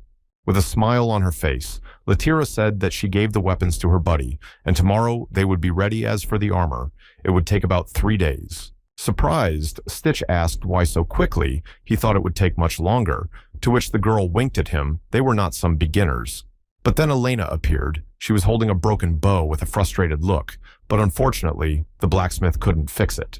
This weapon was made with elven technology, and the woman couldn't promise she could replicate it. Feeling guilty about it, Stitch apologized to his friend because it was all his fault. In a quiet voice, Eleanor reassured him this bow is already shabby and was inherited from her grandfather. Sooner or later, it was bound to break. As soon as Stitch heard this, his back ran. Goosebumps awkwardly came out, but the demon, on the contrary, began to chuckle. The guy hurriedly reassured her. Tomorrow they would look for the forge and he would surely find Elena an even better bow. The girl thanked her comrade. Turning around, she ran to the common room. The demon seemed to have something he wanted to say to his ward. He didn't really believe he could find anything resembling elven technology, so Stitch just told him to shut up. In the north of Venice, it was still turbulent, because it was one of the most tense parts of the front. The soldiers were doing their best to build the fence at an accelerated pace, and they were exhausted. The herald, sitting in his office, pondered the monsters coming, and he didn't really feel like listening to nonsense right now. But the guard rushed inside with the prediction ball this time. It was different on the man's face. There was clear consternation. Not expecting such insolence, the prince looked at his ward with a furious look. The orb on the table began to speak. In Balstock's voice, a man inquired of his highness if he was alive. The aide shared the bad news, reminding the prince that he had once sent a squad to retrieve artifacts. Despite all of the prince's worst assumptions, things were even worse. They sent another team to investigate, but the dungeon was already destroyed, and all the soldiers encountered was the ruins. So the artifacts were taken by someone else. The prince was furious. He could not allow such an omission. It was impossible, Balstock said. He had chosen members of the orphan squad who had nowhere else to go, but to make a magical blood contract with them. Pounding his fist on the table, the prince said that his authority was now at stake, not some artifacts. If his brother Alfred finds out about it, we can only guess what he will do to find those who stole the artifacts as soon as possible. At this point, Stitch was looking at the huge burger on his plate with gusto and asking how many people approximately ran gun shops. Balthazar was surprised the guy wanted to buy something for his girlfriend. He didn't even know what to recommend. Replacing her weapon with the same one would not be easy. And besides, he'd heard this bow had a long history of elves, hating anything that came out of the dungeons. First, you have to go and check all the shops. But the gnome said that Stitch's girlfriend seems to have already left. She got up early and was asking how she could go outside. I doubt anything happened to her, but there are a lot of strange personalities here. Stitch was furious. So why didn't you stop her by throwing a handkerchief in the barman's face? He noticed that the elf wasn't his girlfriend. He threw on his cloak, and without another word he ran for the exit. In the huge market, it was quite difficult to find anyone, especially an elf who knew how to hide. Stitch tried to hide in the crowd. He hadn't even had time to explain to her how to use the money. Suddenly, strange words came to his hearing. Someone was trying to persuade him to come with him. Turning his head to the side, the guy was horrified to see that Elena was in the company of some murky individuals. Hiding not far around the corner, he began to watch the situation as it seemed to be heating up. Turns out there was nothing to worry about. Even the three of them couldn't hurt her. Now, Stitch himself decided to show himself to the light. One of the men immediately inquired who the hell he was. The man immediately lunged at the stranger with a knife. But this was no danger to Stitch. He immediately dodged the blow and prepared his fist. One blow was enough to have a man lying on the ground moaning. After such a powerful blow, he seems to have lost a few teeth and lost his nose. Another thug watched with horror in his eyes at what was happening and couldn't do anything about it. Elena, who saw everything, immediately swung her foot and aimed straight at the stranger's head. Despite the fact that the girl was fragile in appearance, she had a good blow, and the man flew into the wall with a loud sound. Stitch smiled and asked if Elena was all right, to which the elf was surprised at her excitement. Looking at the defeated opponents, Stitch was a little worried, although these guys were trained, but he and Elena easily handled them. All the way, Stitch wondered why his friend had come here alone, what she was doing here. The girl guiltily answered the elves, believed that in old objects, there is the soul of ancestors. She decided to see off the old bow to the last journey. Now Stitch seems to be starting to realize something. All the puzzles in his head are starting to come together. Bowlast journey and Grandpa, is it really what he thinks it is? Hearing these words, Stitch even clutched at his heart. He felt terribly embarrassed that he was so dismissive of the subject. Although Elena said we should just burn it, and that's all, and it was hard to find a deserted place. She just really didn't want to reveal her identity if she suddenly said something unnecessary in a conversation. So I was just looking around outside, but I didn't find anything, and I wanted to go back when I met those guys. Stitch finally realized what was going on and smiled and let him wait. Elena would surely find something she liked. It didn't take long for the demon to resent him for making empty promises when he would do something about it. The chatter was getting tiresome, so Stitch tried to shut his companion up, but he had to go somewhere else. It was just another armorer's shop. In a mining town, you could find some pretty rare items. Elena's attention was immediately drawn to the onions lying nearby on the counter. They looked strong, but the girl said that they didn't seem to have been well cared for, and she knew more about it than Stitch. Memento muttered to himself under his breath that such help was of no use at all, but Elena reassured Stitch that it could be found in other cities. They were interrupted by a man jumping out of the door, who immediately apologized because he hadn't heard anything. They were about to leave, but the demon stopped Stitch. Although there are a lot of second-rate goods here, but you can find something interesting. With an irritated look at his companion, the boy demanded that he advise at least something. Their choice fell on a small handle, but what was so special about it was unclear what it even was. Soon, they were already sitting in a small bar, needing to rest. Too much had happened. Inside himself, Stick was still glad that he had managed to find something that would appeal to the elf. Elena seemed to be happy with the purchase. Stitch winked and praised the demon that the skull laughed nothing else from himself favorite and did not expect anything else from himself. Looking at the new thing, Elena smiled and said she would give him the name Recordacchio. Stitch was surprised that she came up with it so quickly. The guy wondered after he started using the cursed items, then somehow felt strange. But the demon was not the least bit discouraged by the strong fighting spirit. He even likes it now. At least it is clear that they are partners. Looking at her partner, Elena asked where they would go now, to which Stitch said he had just asked the blacksmith to take care of the outfit. Soon they were in the field, and the guy was fighting the goblins that inhabited the area. It turns out that the local ruler does not deal with the security of his settlement at all because there are a lot of monsters. Turning to Elena, Stitch said he'd take the biggest one and let her handle the rest. Without further ado, the girl took out her bow, which turned out to be a magical item, and drew an arrow. A hail of arrows rained down on the unsuspecting monsters and began destroying them one by one. The goblin leader, fiercely holding onto his spear, ran straight at the enemy. There was the sound of a blow, and the spear seemed to have reached its target. However, Stitch stood unharmed. The guy held onto the spearhead and deftly blocked the blow, probably because the manticore's skin armor was impenetrable. If that's the case, it's time to stretch your bones. A predatory smile appeared on his face, and the goblin looked fearfully at his opponent. In the end, it was all over, but to take the souls, by the way, Goblin turned out to be very easy. Hiding her bow, Elena asked, leaving that their goal was to punish the village head for being too greedy. The guy nodded his head. At the same time, they can help the villagers stop theft in the village, and Dalton has something interesting to share.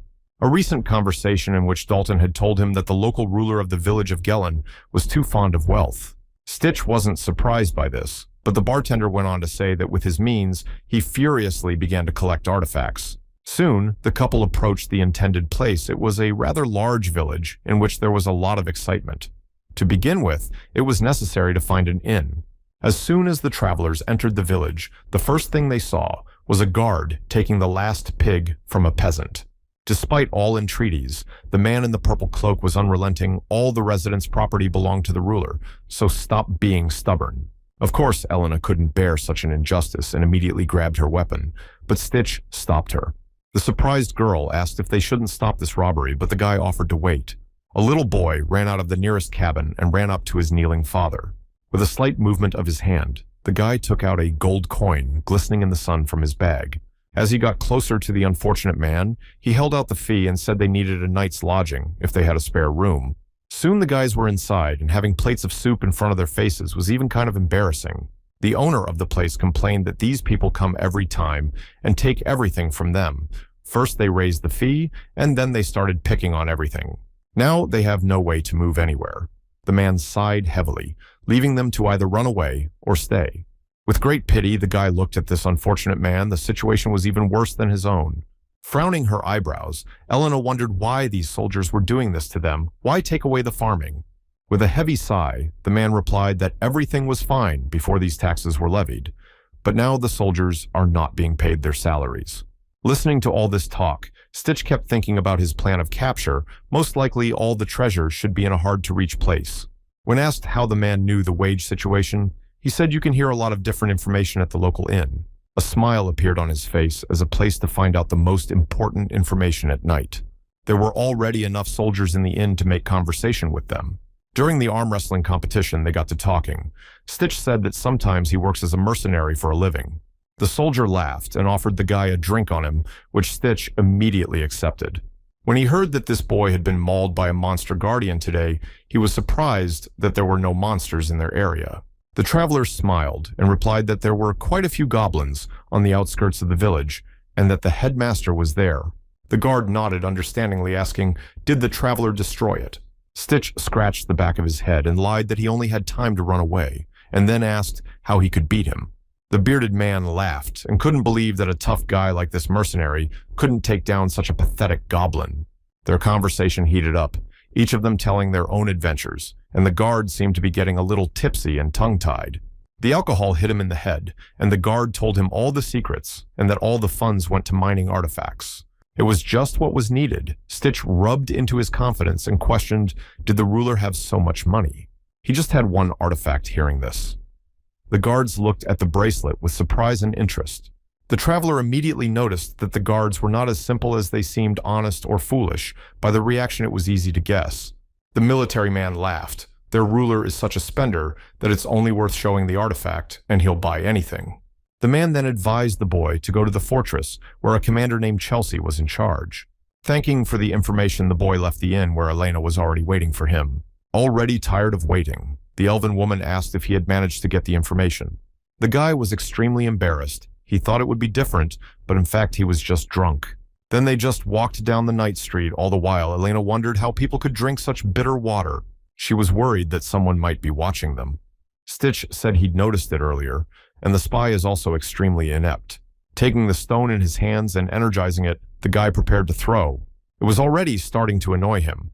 And why are these spies so noisy? The stone immediately flew straight into the target.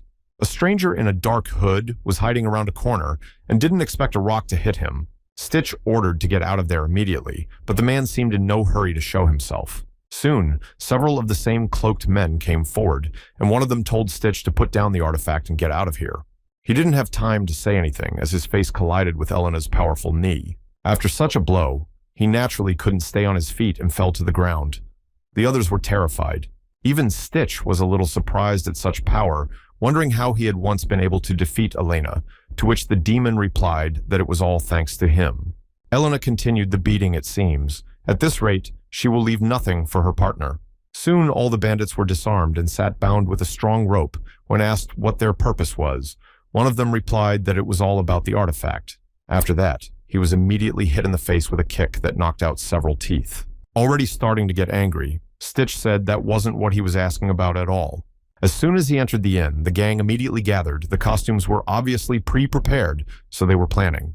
Besides, such a plan couldn't have originated in such dumb heads. The guy was starting to lose patience.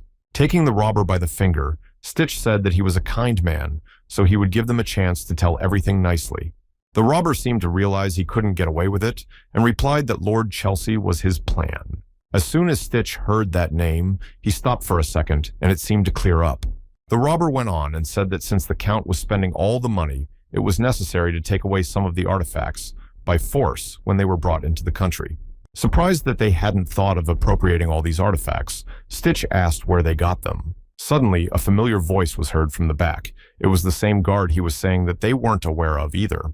Helena seemed to have painted his face well. The man said pitifully that the Lord was too good at keeping information private. After a little thought, Stitch said that in that case, there was no point in them leaving the robbers alive. Apparently frightened by this turn of events, one of them said there was something suspicious after all. The bandit told the story that not far from the residence, there is a well that is not used for its intended purpose. Once he saw that pieces of meat were dumped there,